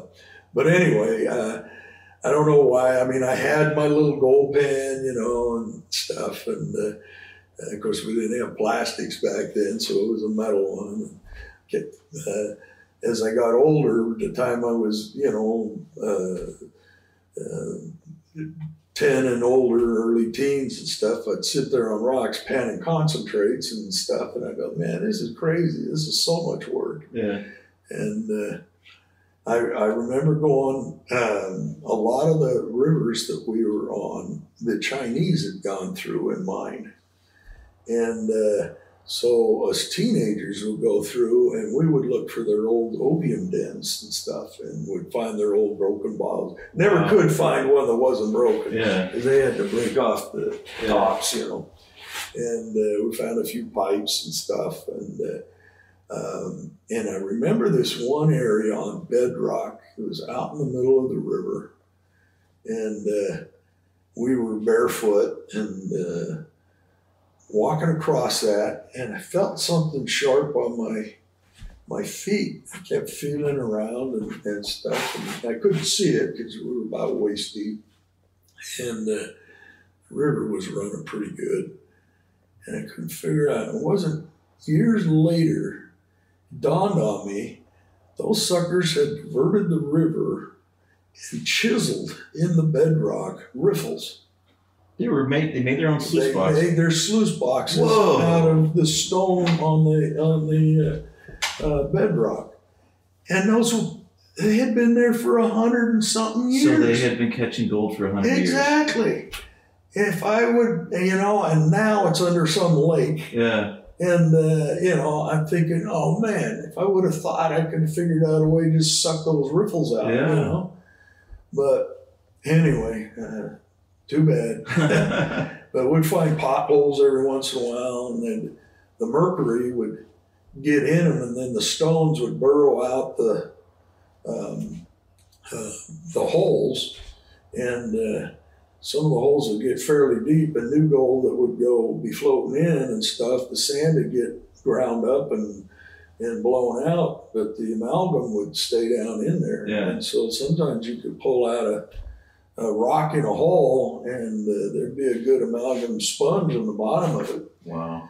But we were only getting $36 an ounce, you know. I was looking at the book, and I was like, that's amazing. Yeah. I would talk to Ian about that last night. I was like, I can't believe this. Like back in like the 30s or whatever, the 60s, that, you know, gold now is just hit $2,000 an ounce, and back then $36 an ounce was, you know, about average, wasn't it? Yeah. Well, it was until I think it was 72 before they released control of the gold. And I thought, boy, there has to be a lot of pent up market, you know, for gold. But we had to sell whatever gold we got to buy equipment and to keep going. Yeah. And not much different than nowadays, you know, it's hard to get ahead. You got to eat the golden goose, so you can't wait for it to lay another egg. Egg, yeah. So anyway, we'd get the amalgam, and sometimes we'd just, you know, burn it off, or you'd use acid or something to digest it and get some gold that way. And sometimes us kids would go around just sniping like that, and we'd find more gold than the dads would, you know, with the big operation. That would be a sad clean out for Dad. Yeah. My son beat me. I know one time my dad did. I did pretty good. I found like a half ounce of stuff in a hole, and he took it. So anyway, yeah. So what was your first trip, your first adventure out of college, like for mining? Well, after I had graduated, I went to work for a steel company, and I kept thinking that I got into sales and so forth. And then we were having a recession at the time, and interest rates were going up quite a bit. And I kept thinking, boy, you know, always wanted to get back into mining, you know. And of course, I was single, well, not by the time I graduated. I was married my last year, but I kept thinking about things over the years to mechanize some of the things I had seen and done over the years growing up in mining, and yet no one knew about it. Nobody seemed to know anything about it in Utah. Very few knew about it in California, and yet I'd kind of grown up around it, and it was second nature to me. And so I had all these ideas and stuff, and wanted to play around with them. Well, my father, he was always building. In fact, I have probably I'm willing to bet that I have the only existing titanium sluice box made out of missile parts. Okay. And so we were always trying to figure out something. Yeah, I have a 3-section box, and it's all out of titanium. Super strong, super lightweight. Take you wherever. Oh yeah. And the thing is, it's so valuable, I don't want to use it, you know. Afraid I've lost a few in storms and stuff. I go, I don't want to lose this one. Yeah. But I remember him, you can't hardly drill it. Nowadays, they have diamond drills and stuff. Well, they were talking about, in Skunk Works, they were talking about building a plane that could go supersonic and across the country so fast, and they were trying to develop it with titanium. Yep. And they said that just sharpening the drill bits, normally on an aluminum, they can use them hundreds of times. Right. But they had the machine special drill bits specifically for the titanium planes. Exactly, and they had to be. My dad worked with that metal as well. They had a lot of cobalt that they were doing welding with and different things, and just what was one of the other things? Just the R&D involved with that is insane. Yeah, it is. Beryllium was another one that they were welding with somehow and fusing stuff and come up with all kinds of stuff. But yeah, I remember he was drilling 8-inch holes to put rivets in this titanium box, right? We're talking like, 4 holes on each side of each thing. So a total of, I don't know, 30-some holes. It took him months. Wow. And he would come home every night with a box with like, I don't know if there was 100, but there's at least 50 bits in it that had just been sharpened by the machine shop. And they had a deal there at Lockheed at the machine shop that, if you check out a bit, you bring it back, they sharpen it, right? Yeah. So you just keep going. Well, we're taking a little advantage of Lockheed sharpening it. Anyway, he just, it took forever just to get a hole in it. And you couldn't punch it because the punches weren't hard enough, Well, when they got them hard enough for that, and then they were too brittle. Okay. Different things. They just couldn't win. So anyway, it just took forever just to even get a few holes. But anyway. So we'd always R&D'd on this stuff over the years, and when I was in college, I was thinking about that, and then when I graduated, I went into sales. And then there was a company called Goldfield, and they, oddly enough, were in Provo. Okay. And I'm going, what is a gold company doing in Provo? Yeah. Right? Well, they had a P.O. box, no street address and stuff. And I'd seen them in the California Mining Journals, which was a periodical that had been going on since I think I have some back in the 50s that my dad had. And they were out of Santa Cruz, California. And I remember they're still there. Yeah. I spent some time in Santa Cruz. Good friends of mine, yeah. And so anyway, there was this ad for Goldfield in there, and so I had gotten laid off during this recession, and I said, well, why not? And so I was actually interviewing for another job, and I noticed a sign that said Goldfield on it. So, oh, this is crazy. So I go over, I'm in a 3-piece suit and tie, for this other interview, and I said, man, I'm just curious. I had no idea this place was here, and I said, there's no address, and I guess I should have called the phone number or something. No, there wasn't even a phone number. I think you had to write or something like that. But anyway, so I went in there, and I go, do you mind if I walk around, and stuff? And so the foreman that was there, he took me around, and I started asking him questions about stuff, and he says, I don't know the answers to this. He says, you know more about this than I do. He says, and they were building trommels and wash plants and sluice boxes and stuff. And anyway, I went to leave. I just said, hey, I really appreciate showing me around. This has been fun. I said, I'm going to be late for an interview for a job. And he says, are you looking for work? And I said, well, yeah, nobody was hiring.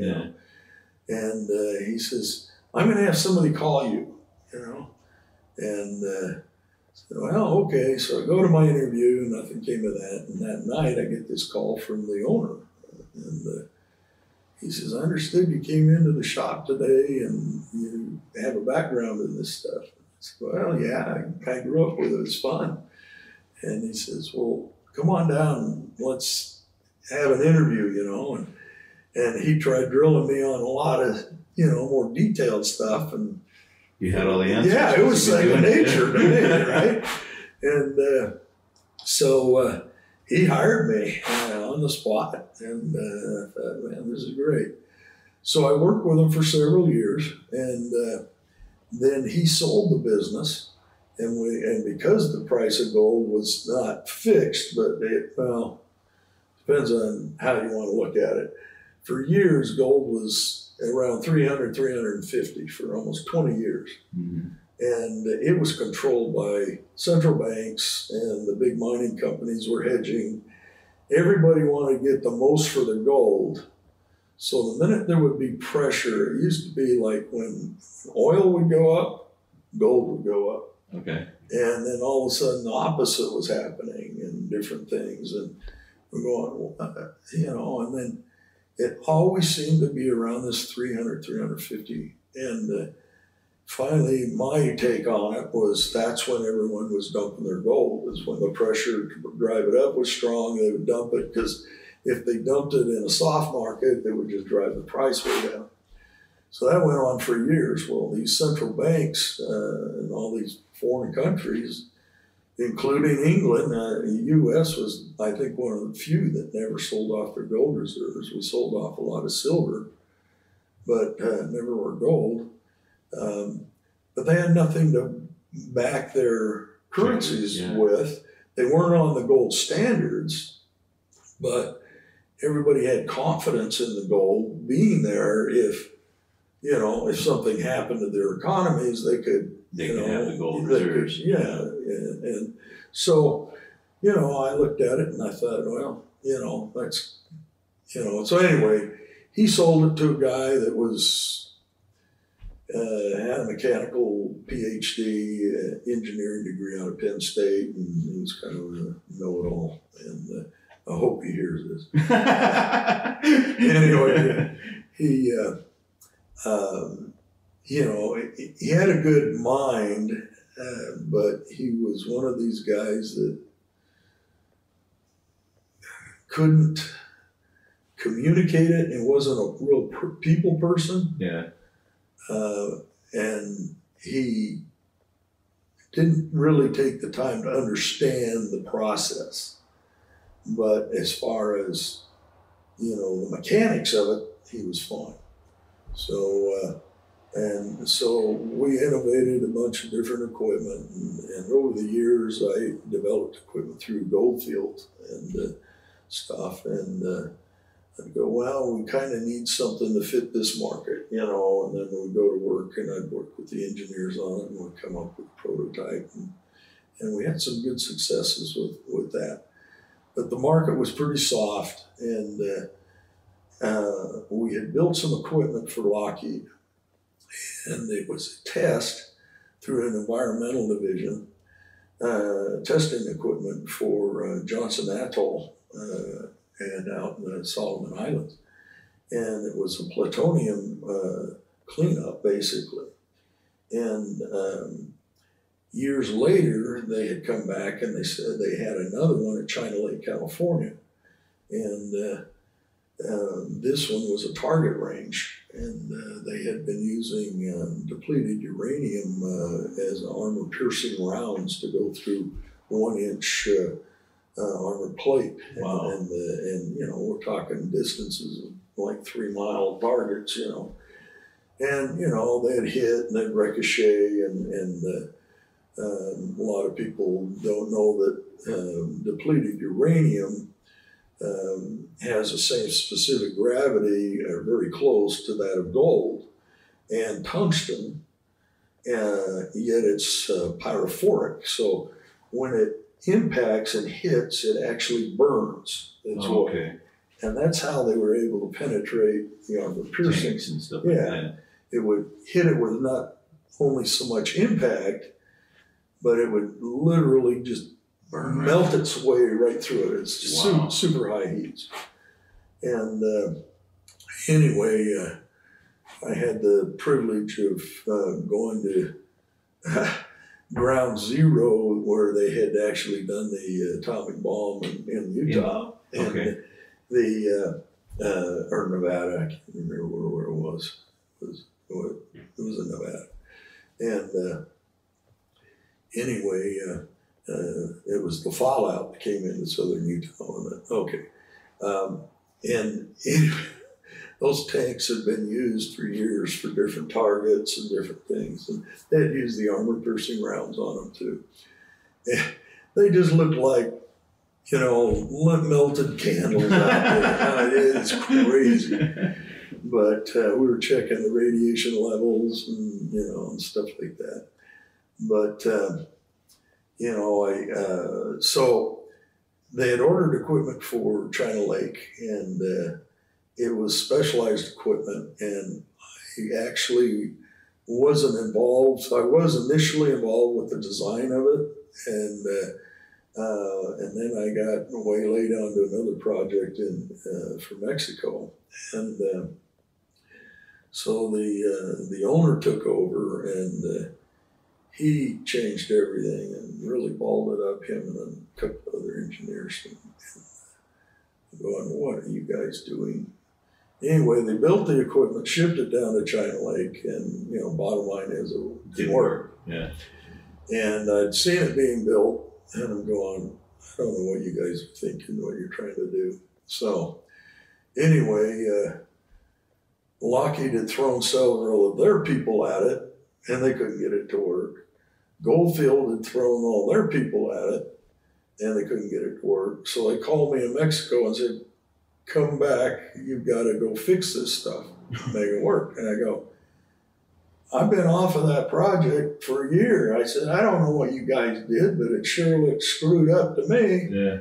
They go, no, we're involved, you know, potential lawsuits and everything else. And can't remember the name of the Alliant Tech, I think, was the Navy contractor that built the rounds and stuff. And but anyway, I said, well, okay, I'll see what I can do. And I fly out there and do a walk down and check it out. And I went, oh my gosh, you know. Were they trying to develop a sluice box to collect the plutonium? Well, partly. We did have sluices in the systems, but we were using mineral jigs. Was what they had developed for the plutonium out in Johnson Atoll.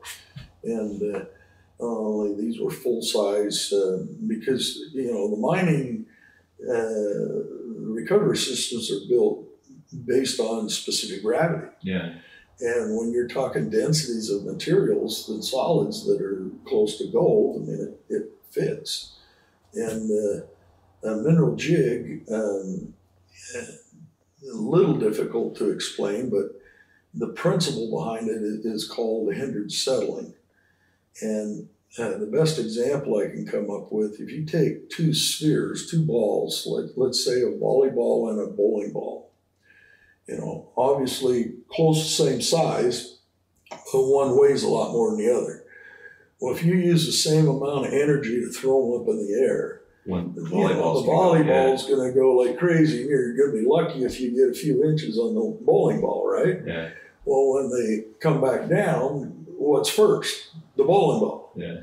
Well, it's the same principle as like winnowing corn and rice and so forth in the foreign country. Shaft goes off. You throw it up in the air and shaft blows it away. Well, we mechanically take in the water stream and we pulse it with these big rubber plungers, if you will, and it dilates the beds, and then the light stuff goes to the top, and the heavy stuff falls down first, and then the current takes it off. And so it's, pulsing these beds. And then we use sluice boxes like they do out here to do the, as a backup, basically. If there's a mechanical failure, you can kind of tune your jig in, because you can go with more water, more stroke, faster, slower, whatever. There's a number of variables you can work with.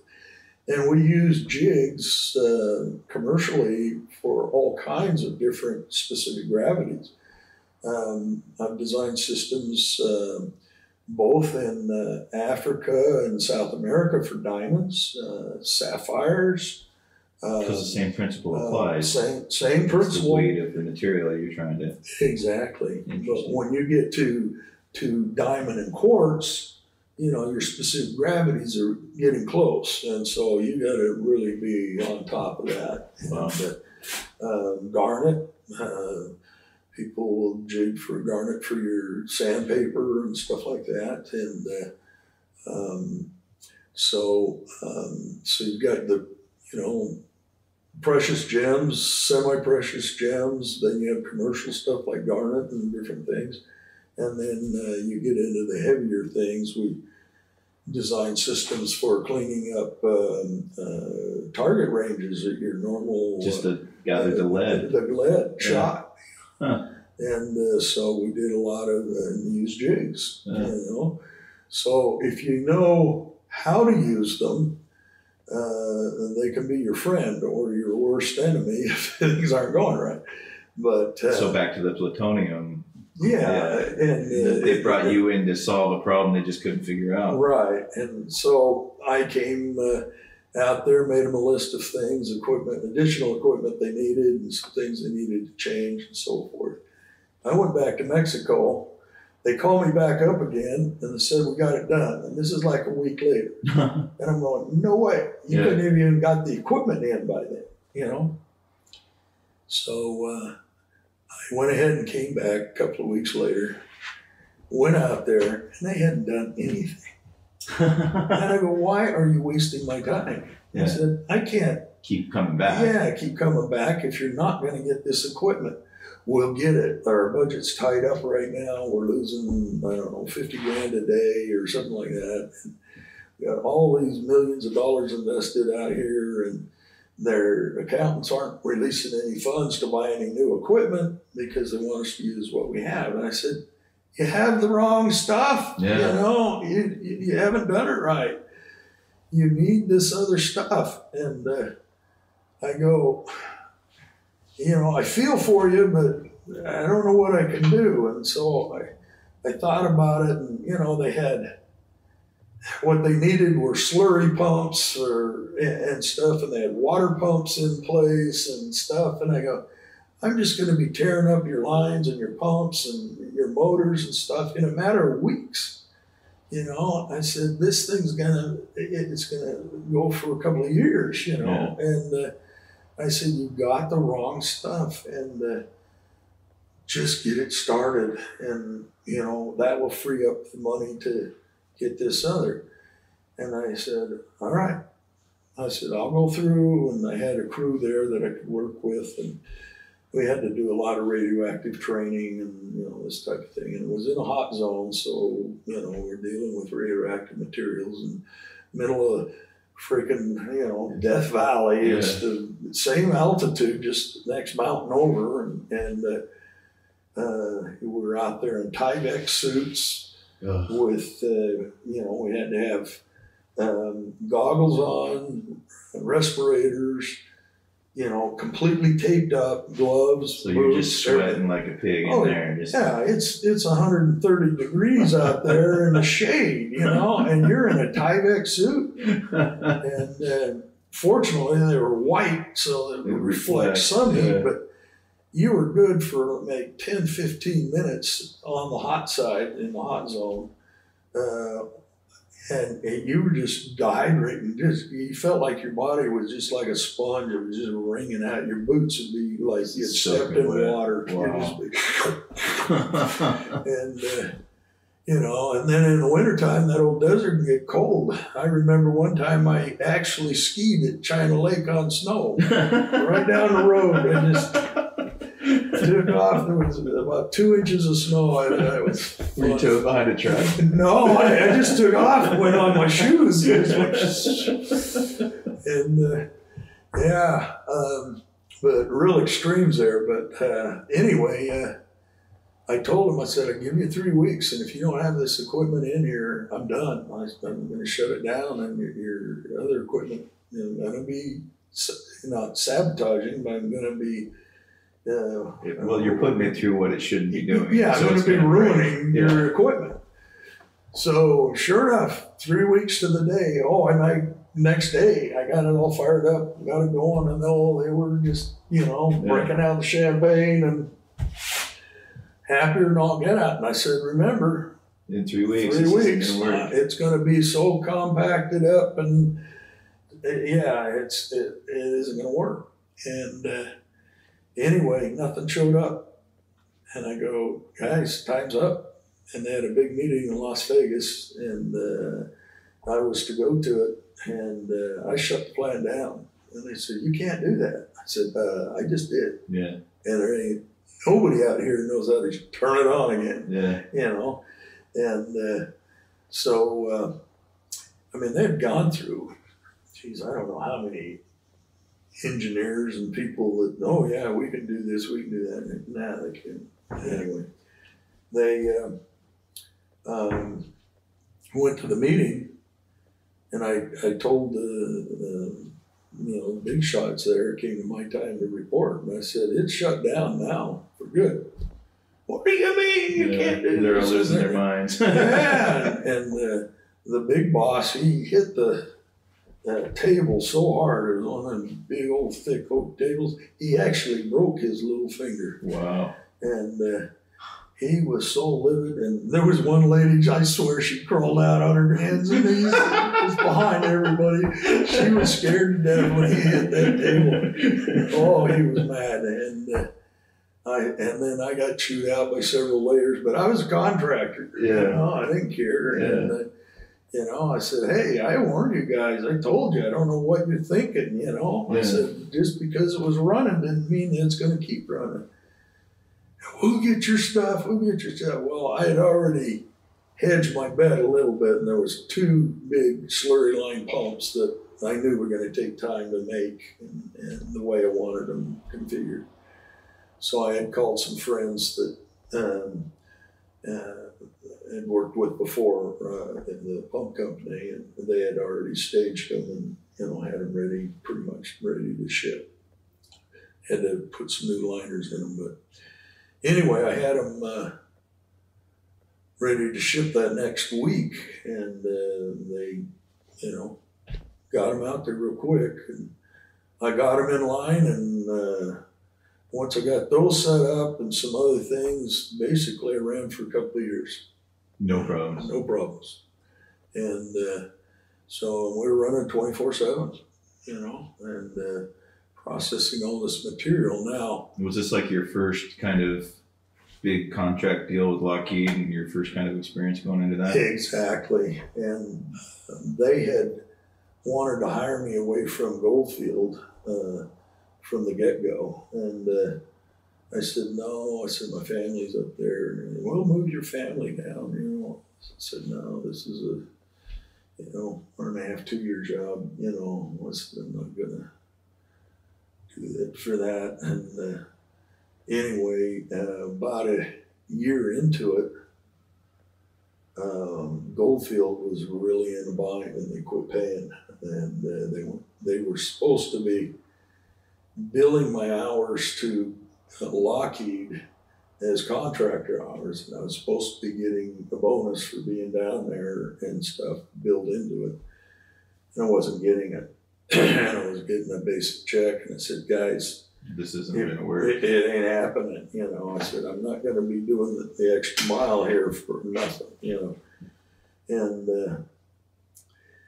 oh, you can't leave. All your friends will lose their jobs, you know, all this sad story stuff. And I said, well, I got to worry about me and my family too. So I went back to Lockheed and I said, well, if your offer still stands, this is like a year into it. I said, I'll go to work with you. So anyway, I stayed on there for another year on that project till we closed it down. And we had a number of issues, not with the gravity separation equipment, but with we were taking the water that had been contaminated, and in order to release it, it had to be below background levels of radiation. And we were pumping water for like 3 miles away, and there's a well out there. And anyway, so it was a pretty precious commodity, and it had a 1 million gallon lined pond. And anyway, they were hoping to be able to release this water into that. And anyway, the more we were reworking that water, the more contaminated it was getting. Because it was circulating back into itself. Yeah, and they wouldn't let us, we couldn't, let's see, how did they put it? They had a cliche, dilution is not the solution. So we couldn't dilute it to background levels. We had to extract it, and we were taking the radioactive particles out of the water, contaminated water, and we had to we could only use water as makeup water, but not release water. Okay. Does that make sense? Yeah. And so we ended up, the water that we were releasing that met background levels had filled up this 1 million gallon pond. And they couldn't figure out, well, what we're going to have to do. Yeah, we're going to have to shut down, and because they won't let us release it back into the groundwater. It would have never hit groundwater anyway. I don't know. It must be 300-400 foot deep to, you know, some of the most arid sand I've ever seen. And so anyway, they said, come up with something. And I go, well, okay. So it got me thinking. You're like, all right, let me just jump right on that. Yeah. So I love challenges like that. So my gravity circuit had already pretty much done its thing. We decontaminated and cleaned it up, shipped it to the Skunk Works. Okay. And that's why I knew I've been in the Skunk Works. And anyway, so I'm hanging on, and they gave me this challenge, and I said, okay. So I came up with a few prototypes. I said, okay, I want to try to do this. And I said, I'm going to evaporate this. And they said, you can't. There's no way you can evaporate 1 million gallons. Yeah. I said, oh yeah, I can. If there's any place in the world I Nevada's the place to do it. I said, Death Valley is the place to do it. You know, I mean, we are sitting in the ideal place. I said, I can do it. And they said, no, you'll never be able to. I said, watch me. So we had a bunch of older 3-inch PVC pipe we'd used for a main line and taken out like a mile of it or whatever, replaced it. So I took it and I made this basically floating rack. I put end caps on the 3-inch PVC, and then I used the 1-inch or whatever as cross members. And I put little sprinkler heads on there that were, excuse me. There's some water down here if you want some. They're atomizing nozzles. And the thing I was worried about, I gotta get this off here.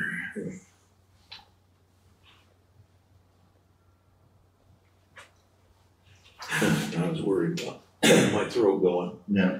And I got throat cancer Oh, I'm sorry. a couple of years ago, and they went in and operated on my vocal cords. Took what they could. They couldn't get it without destroying my vocal cords worse than they already did. But then they did radiation, and they just ripped the heck out of me. Well, if it gets painful, just we can. No, it's all right. It just gets dry. So anyway, I made this huge sprinkler system, and my big issue was there was enough organics in the material we were running, because we literally vacuumed up about 5 acres of material with these high volume and high suction vacuum.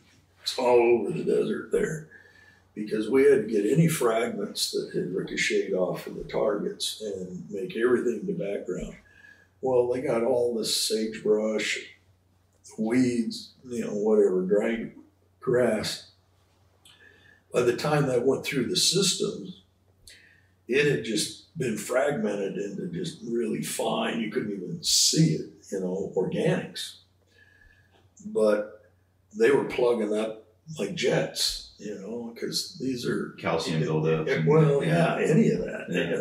And so I'm going, okay, so I came up with a filter sock and tube, and it was about 100-footer, and had this fine sock that went over the serrated tube and stuff, and that seemed to keep all the water, and I said, now, guys, when I evaporate this, the last layer is going to be enriched. It's going to be hot. So you're going to have to go back now, because it'll be above ground. Because it settles. It's going to be concentrating, the water until the last bit. So, no problem. So anyway, I got this thing going, and it took me about, I'm going to guess, 2 months. And I not only evaporated the 1,000,000-gallon pond, but I was able to take all the water that they could give me. And you never saw anything come out. Wow. Just because it would mist and then it would just evaporate. Yeah. That's amazing. And they wouldn't ever let me take photographs of it. I thought, man, I want a photo of this thing. I got a 1,000,000-gallon tank pond, with this array, and I had it all slick looking too, Yeah. And anyway, so we got that done. And, Was this 70 still, or what? This would have been 92-ish, Okay. 94, something like that. So mid-career kind of like. Yeah. Yeah. Yeah. And so then they wanted me to go back east and work on another cleanup thing. And then Houston had, I got my undergraduate degree in marketing, Okay. business management. And so. That's kind of a shift. Yeah, really. It's, and so here I have this sales background and degree, but my heart's into the mining stuff, right? So, Houston office for Lockheed heard about me, interviewed me and stuff, and they said, we want you to come work for us as a manager for developing this environmental stuff. And so, okay. So I went to work for them and ended up having an office in Houston, one in Las Vegas, one in Idaho Falls, and eventually had another one in Pocatello. Wow. Yeah. And not only I had offices, but I had secretaries in each one of them. And I'm going, okay, so I'm bouncing around and stuff, and you know, it was a pretty good life, but I spent a lot of time in the air and living on credit cards. Yeah. They got me, I told them, I said, I am sick and tired of using my personal credit cards and then having getting reimbursed. Yeah, and then having reimbursed and everything. So they got me a special Lockheed unlimited card, you know, and it was like carte blanche, you know. Wow. I mean, it was, they said, use this for anything you need. And I go, okay. And I never saw a bill, a paper, Wow. nothing. It was Wow. beautiful.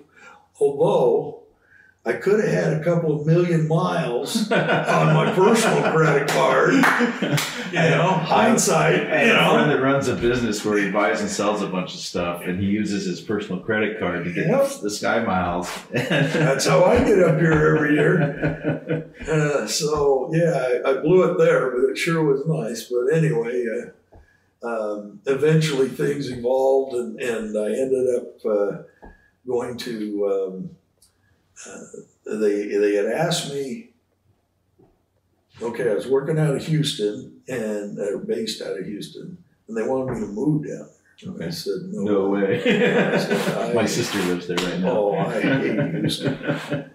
And anyway, I said, that ain't going to happen. And they said, well, we don't know what we're going to do, you know. And I said, well, you're going to have to figure something else out. I said, you know what? Don't even worry about it. I got enough connections. I'll figure it out. So I knew a VP, and he was in the, oh, shoot. Having a brain fart here. Anyway, he was in another division that was doing, making this equipment and specialty stuff and designing things, doing test beds. And so I said, you know, that's the stuff that I really enjoy. And so Eddie was his name. And I said, Eddie, I called him up. I said, you want me to come work for you? He said, oh, yeah, where do you want to go? Yeah. You know, and I said, I understand you got a test bed down in Salt Lake City. I said, that's close to my house. I said, how about there? Yeah. He said, show up Monday. You know, Okay. this is Friday. Yeah.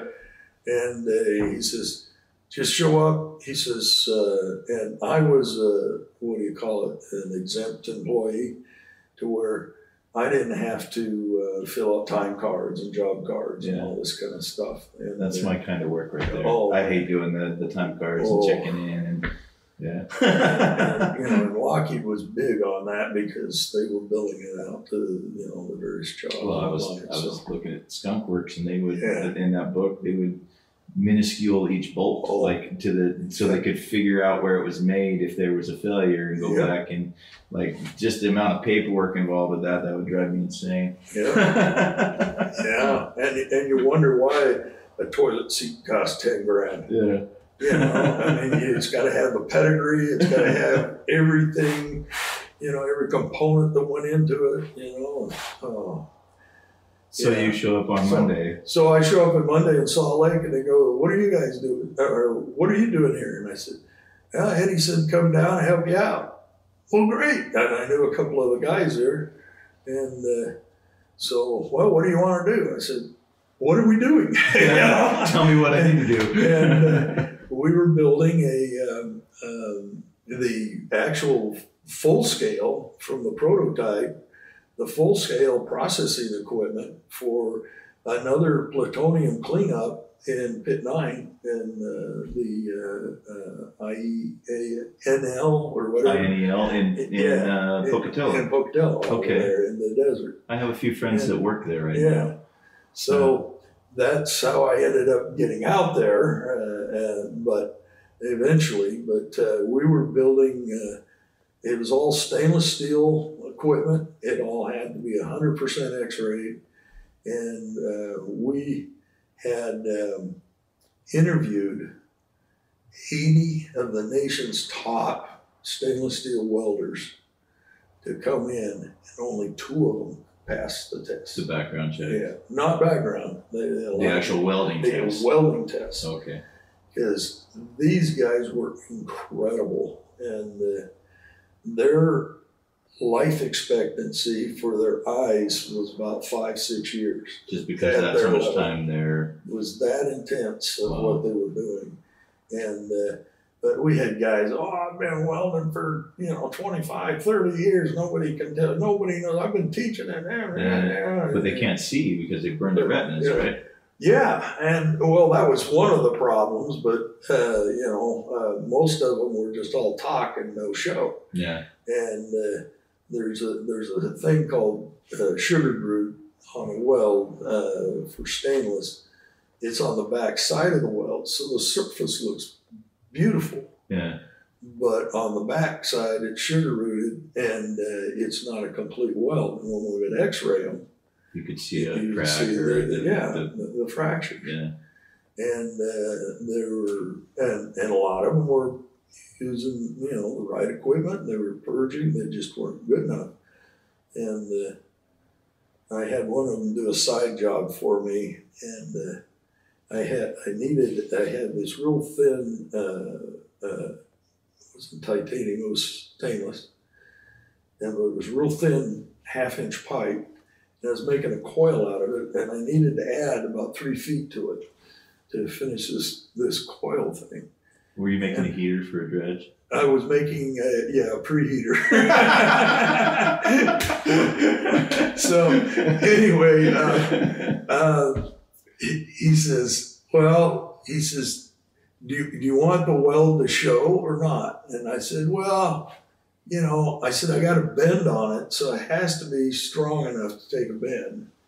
And I said, so I don't care if it really shows or not. Anyway, he took it and he spliced that thing. And the other welder, who was, top of the game too, he looked at it and he I can't believe he could do that. And, I've still got it somewhere. And I mean, it's a beautiful job. But anyway, guys were incredible. But anyway, we're building up. We had, $35 million invested in just these tanks that we were building and stuff. And then it came down to computerizing the controls on it. And I basically was taking a logistics position there on that project. I'd come in and they'd need something, I'd go arrange to get it and so forth and try to keep things flowing. And obviously I couldn't weld like they could, so I didn't need to do that. But anyway, there was a lot of, stuff to get done there to test the circuits. Well, they had these fancy systems that were, we paid $250,000 a piece, so I think we had a half a dozen of them, and they were a special filter. And it was an agitated filtering system, and it would take things down to 1 micron. And they would pulse it through again, we had to get to a point where we were pulling out we needed clarity in the solution, okay? And then we would take it and run it through resins to pull out the radioactive particles.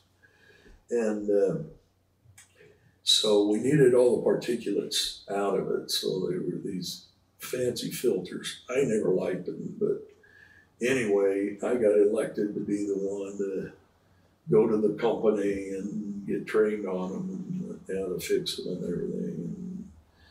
And the more I got into them, the more I thought this is again a bad idea.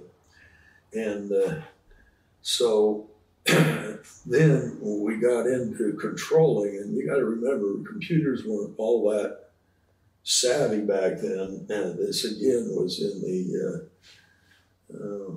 mid-90s. Well, that's when they kind of went from the big, huge room computers down to the personal size computers. And you know, I mean, my first,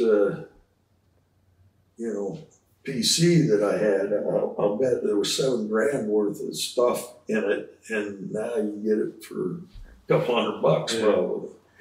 And but anyway, they were trying to program how to control these valves, and so they would meter the valves between these filters.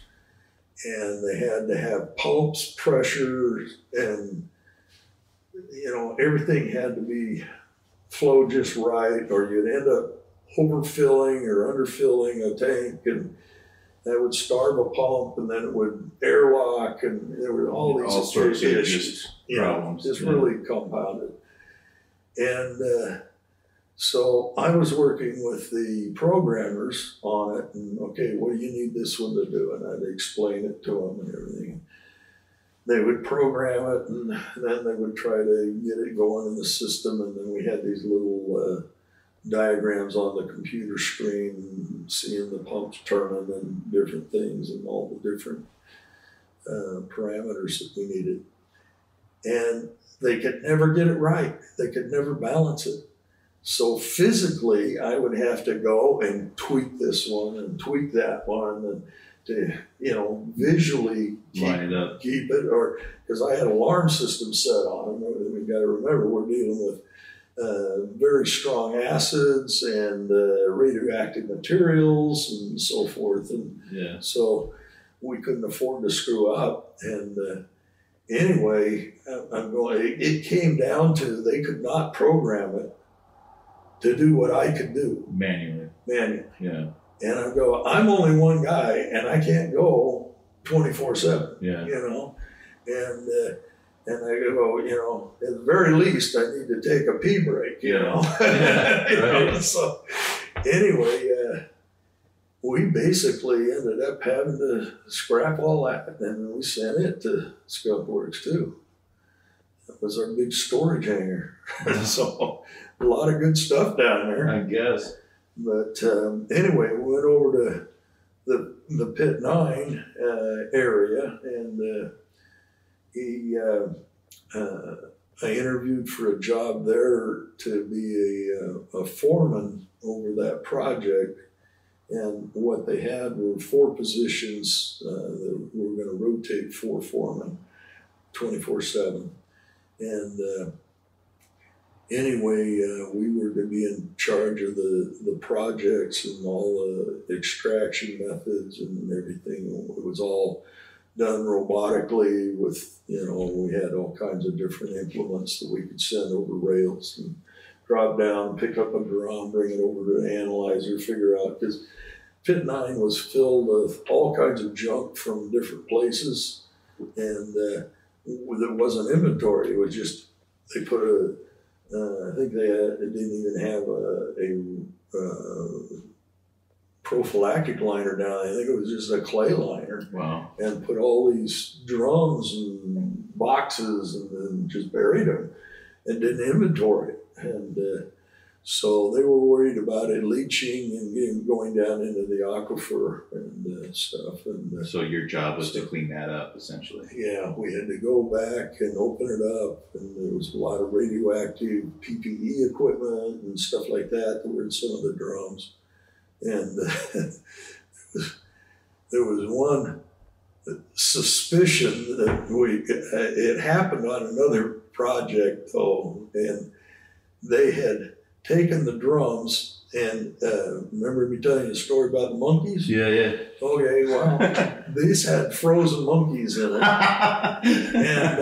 and from another test, and they'd put them in the drums, and then they had spoiled and heated up and so forth, and they started exploding. Oh my God. So you had these rotten monkey parts blowing everywhere. So yeah, so it was pretty comical. But anyway, we had this, rail system and a whole building that went over it, and all these conveyors and things, and several dozens of people doing different things. And so my counterparts, the other three foremen, or managers, were all from the nuclear Navy. Okay. And boy, they all thought they were hot shots, they were captains, admirals, whatever, and everything. I come from a mining background, and so they'd expect everybody to, stand at attention, and you're just you're not going to do that. Guys, give me a break, you're not impressing me, and so, I respect them for what they did and so forth, but they weren't doing it then, and so I said, out here in the real world, you got to earn your respect, from your guys. You're not going to get it by demanding it. So anyway, that went on for a couple of years, and then Congress cut our funding to $200 million. And gone. Then we're gone, and so I went to on a layoff, and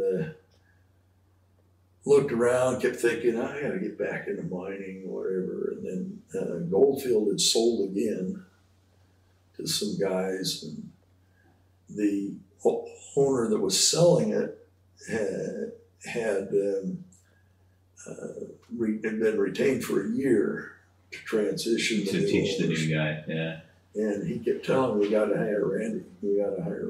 And so they interviewed me a couple of times, but these guys are slow to make a decision. So finally it came down to where I said, you should or get off pot, because I said, I got to find something else, Yeah. They said, okay. And so I stayed with them until they sold the business again. And by this time, the world market had dropped off quite a bit, and the price of gold was still being manipulated, and so the artisans and so forth in China, Malaysia, Russia, Australia, New Guinea, South America, Mexico, Canada, Africa, whatever. So we're coming up with equipment that will cater to them, and still there was a lot of research going on, and that was fun. I remember one of the projects was, I can't remember the name of it now.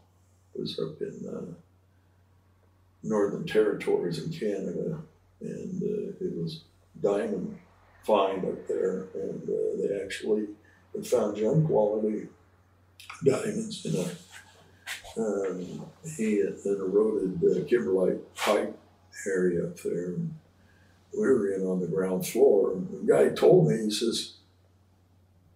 says, you really ought to buy our stock. It was trading on the penny stocks in Colorado Exchange. And I go, I've done that before. It worked out too good. And so I looked it up, and he had told me it was, he says, I think you can get it for 18 cents or something right now.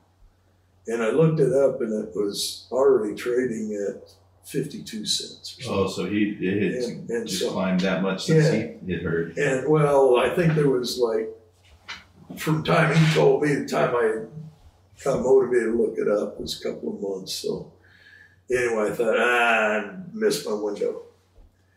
Well, I looked it up a year later, just to see for kicks.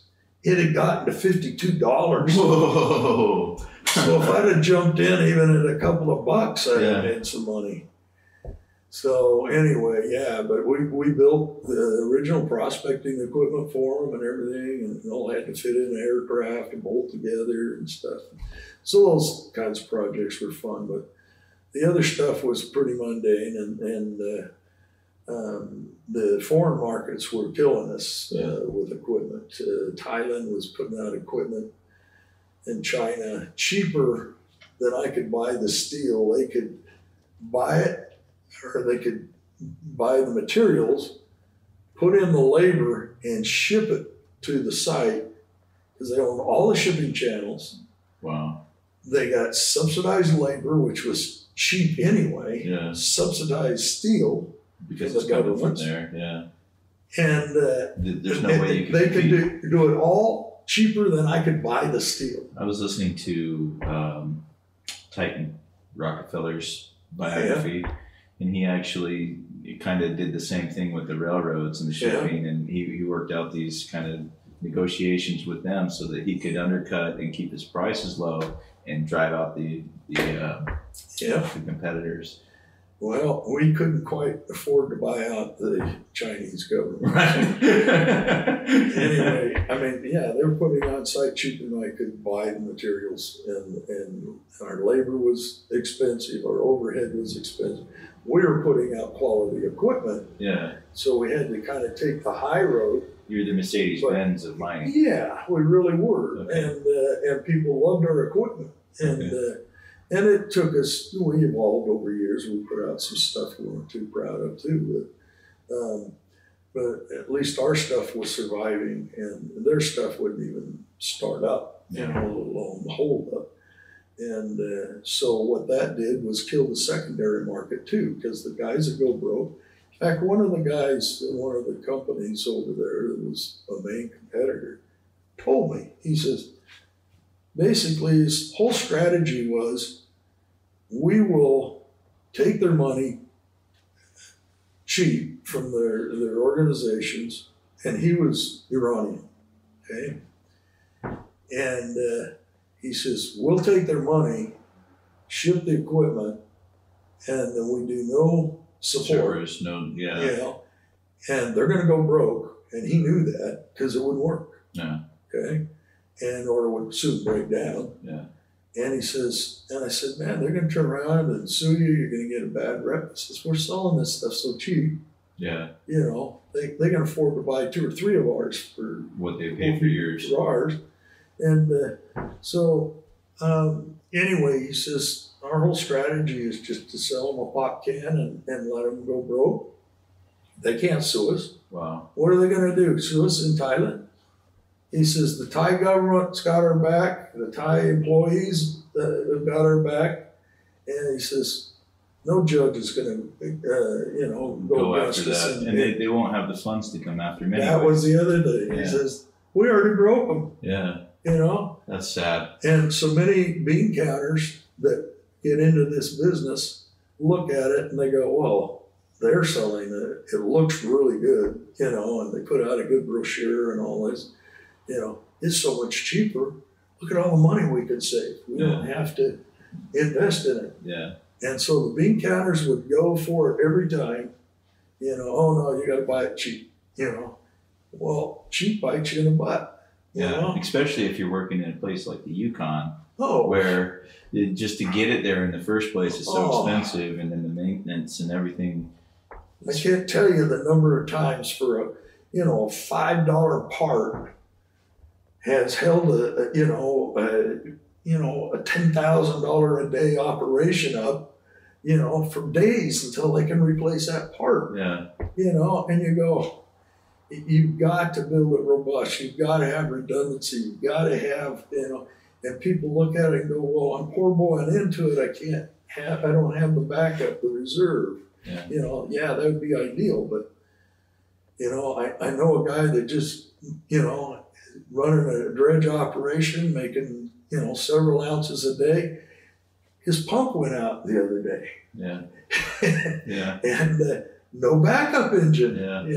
Yeah. Well, the $1,000 that it would have cost for the engine, or a couple of thousand, he just lost it a couple of days waiting for something. Yeah. We won't mention any names. Yeah, it's one of those. It's one of those. I work in the entertainment industry. Oh, okay. And I'll show up. Like I was down in Phoenix, and I had this big gig that I was doing. We had a $50,000 light show that we were setting up, Oh, wow. and the client was paying us probably $10,000-15,000 for this gig. Sweet. And there's a little adapter that comes from the light control board that changes it from a 5-pin to a 3-pin XLR, which it's a $10 part, but I didn't have it. Right. So last minute, I mean, like I have this all set up. We get ready to start programming, and I can't program the light show because I didn't have that little part. And I had to call a friend, and luckily he was able to save my ass. But if not, I would have been in a world of hurt. And it's amazing how just you learn that through the School of Hard Knocks of having just duplicate cords, duplicate this, duplicate that, just to, in the case of something breaking or not having it, you always have a backup. Well, and then you got another issue in mining too. It's become more and more common for theft. Oh, okay. And you'll get other people that, need a starter. They'll steal yours. They'll just pull up on the dredge. Yeah, and all of a sudden you go out to your operation, you go to start up, and I don't have a starter. Well, it's 2 days trip back. Yeah. And things like that, or they'll come and I know lately there's been a few robberies on the beach, and that's back in the old days. Go back to my great grandma again, telling me these little stories. She came here to Nome in 1901. Wow. And this was after the Klondike. So she knew these guys personally. Yeah. June and Elsie Engstrom? Well, I don't know. But she was here when Wyatt Earp was here and so forth. And they had claims up Amble Creek up here, and some guy back east offered her dad, I can't remember at the time, I think she was like 13 or 14 years old, $50,000 for his claims up there. Wow. $50,000 in 1901. It's a lot of money. Yeah, it's huge. So they took off. Next barge went to San Francisco and spent most of it there. Wow. But anyway, she was here for a couple of years, and I asked her to tell me some stories, and one of them she told me was on Front Street. Back then it was all tent city, and they had false fronts, and the rest of it was tents. And, it's burned down 2 or 3 different times. In the 30s, it burnt down the first time, I think. Well, I think it was earlier than that. I think there was one fire way back, like in 08 or 11 or something like that. Anyway. But yeah, she was here doing all the original stuff. And she said she was out on Front Street, and 2 guys come out of a bar and they were fighting, and they ended up out on the street, and the sidewalks were like literally boardwalks. They had to put wood out there, and the streets were always pretty muddy. Yeah. And anyway, they went out, and the streets were kind of full of people crossing and everything, and she was standing right by the door that they came out, and she says they pulled out their guns to shoot each other, and she says they both fired, and she says, and I saw 3 guys fall down. And she says I couldn't figure out what happened, and she says they were so close that the one guy's bullet went through the guy he wanted to kill and killed the guy behind him. And she said, so with 2 shots they got 3 guys. Wow. And so, yeah, she's quite the character. So we've kind of covered your Lockheed career pretty well. Okay. What brought you to the Yukon and start golding up? Okay. Up here? Well, I'd left, I left Lockheed Martin after that last layoff, went back to Goldfield, and started up again with them. And worked with them while I was in '96, I think. I came up here and was able to arrange some claims out at Bluff. Okay. And Bluff was well known historically, almost as well as Nome Beach. They had taken 90,000 ounces off of the beach in a quarter mile of Bluff, and it was the richest ground ever discovered in Alaska. Wow. And so it started a gold rush, and they got up to, I think at one time there was 3,000 people out there. And it just became a city. I mean, Wow. Nome was the largest city in Alaska for a while there, with the first rush. And then the military had come to Fort Davis to keep the police here in Nome. And people started rushing out to Bluff. And they had what they called a shovel-length claim. Basically, it was yours on the beach wherever you were digging, and it was that rich. I mean, it was. Wow. It was really. Hopefully, we could clear them all. Yeah. What are you working on now? Just a never-ending task list. Yeah, I think I'm the only miner up here that's never mined for years and years. I just build. I've got a little landing craft that I picked up, oddly enough, in Salt Lake City. And the guy lived in Salt Lake City. He was had an electrical company, a wholesale company, and he retired in Homer. Yeah. And everybody had these nice fishing boats and so forth. So he had a custom boat made for him, and he wanted it so the ATV could fit in the front of it. And he could go motor onto some of these islands or whatever and use his ATV. Yeah. So, which, every place I've been landed with the boat except for the beach areas, you usually can't get far into the interior because of the overgrowth. I mean, maybe if you land in areas where there's tundra and stuff, it's more open, but man, you get into these willows and pines, you can't go anywhere anyway. Well, the tundra is surprising. Like, I've never seen anything like this. Yeah. It's different. Like, I was thinking Alaska. I'm coming to Alaska, there's gonna be trees. You gotta go a ways to find trees here. Yeah. They are here, but yeah.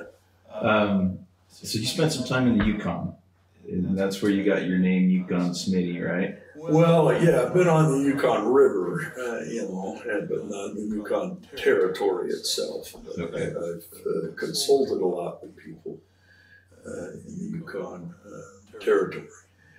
But I've always wanted to come down the Yukon River, just float the whole thing. A friend of mine did that, and I was going to do that with Ian and Scott Foster. And anyway, I ended up with a boat, called it the Green Hornet. Oh yeah, you were telling me about that. Yeah. Go ahead and tell me again so that people can. Well, Discovery was going to film us going down the river. Well, subsequently they did it with Vernon Atkinson, I guess. But, in his yacht or the big boat he just had. Yeah. Right.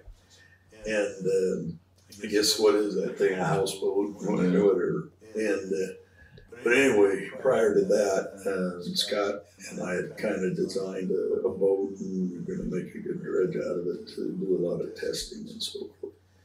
And that's what we were going to bring down. And so I picked up this rib boat, rigid inflatable boat, and it was, only an 18-footer, but that's big for a rib boat. And it was kind of military style, but it was pretty fancy. And found out later it had been used in a TV commercial for some, I don't know what product, but anyway, Ben Williams, the guy that played the Green Hornet back in the 60s with Bruce Lee, he's the one that was involved with that commercial with some other guys. And anyway, the boat just sat down in, I think they did it at Lake Powell, or maybe it's Havasu, but I think it was Lake Powell. And it sat in storage for like 10 years or whatever. And anyway, they're really hard to find, good ones, and that are bigger ones. There's a lot of small ones. And this came up for sale, so Van Williams had a ranch up in Haley, Idaho. Okay. And they have like a private lake. It's such a beautiful area up there. Sun Valley and everything. Bruce Willis is his next door neighbor, and then they got Tom Selleck's got a place and stuff there, you know, so it's a pretty fancy area. And anyway, he had this boat for sale, and I told him, I called up his foreman, and I said, I want this boat. I said, I've been looking for it. I said, I'm driving up, and it took, I can't remember what it was, 6-hour drive, something like that. I said, I'm leaving, you know, I'm grabbing the dog, and I'm coming up, so don't sell it till I get there, you know.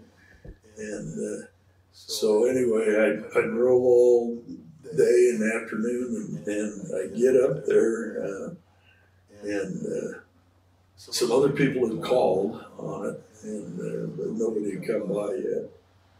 And so I really liked the boat, and I had Van Williams autograph it for me, you know, and so he put my moniker on there to Yukon Smitty, you know, Van Williams, the Green Hornet. That's awesome. And so that was fun, and but I never got to go down the Yukon River. I've been on parts of it, but never really go down the whole thing. I heard it's quite the trek. Yeah, and probably pretty boring for most of it, but you know, I mean, it's. I always wanted to sample going down. Just stop and prospect as you go down. Check different places. There's got to be a whole lot of areas that people haven't. I mean, you get in the runoff in the wintertime or springtime, you could hear it vibrating the bottom of your boat. You know, there's so much solids coming out of these, you know, side chutes and rivers and stuff. Man, there's a lot of material moving down there, a lot of solids. So, yeah, did you do any work with the Gold Rush guys? I did. They wanted me to work with Parker. Yeah, Parker. He did this thing, Parker's Trail. Yeah, I think he went down the Yukon he did. canoes or something. Yeah, they went down part of it. Yeah. So. Yeah, well, they were trying to go up the Chilkoot Pass, and they hiked up, and then they went across Lake Bennett down across. So that, yeah, I remember seeing that show.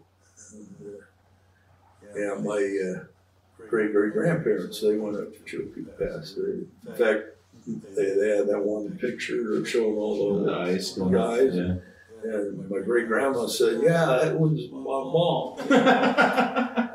Wow. But the kids, they all went through Whitehorse to the other way. And the other ways where Soapy Smith's gang would hold them up and rob all their stuff. But that's amazing. anyway, so yeah, it's just kind of been that moniker hung on, and a few people called me that. Then I did do a show with them for Africa. They filmed me for a day, and I showed them a lot of mining equipment and stuff that you move. I think Ian spent some time going diamond mining down there. He did. Was that with you? Or No, I've processed diamonds and stuff for people over there before, but he went to DRC Democratic Republic of Congo. And I dealt with a lot of people there, but he had actually gone to a diamond school to learn to appraise rough diamonds, and I don't know if he really got into cutting them, but he was able to get certified on appraising rough stones and stuff. And then he went ahead and went to the Congo and was able to pick some stones up and stuff. In fact, I believe that he has a really nice canary yellow specialty diamond that he gave his fiance for their wedding. Yeah. So he's getting married here in a couple of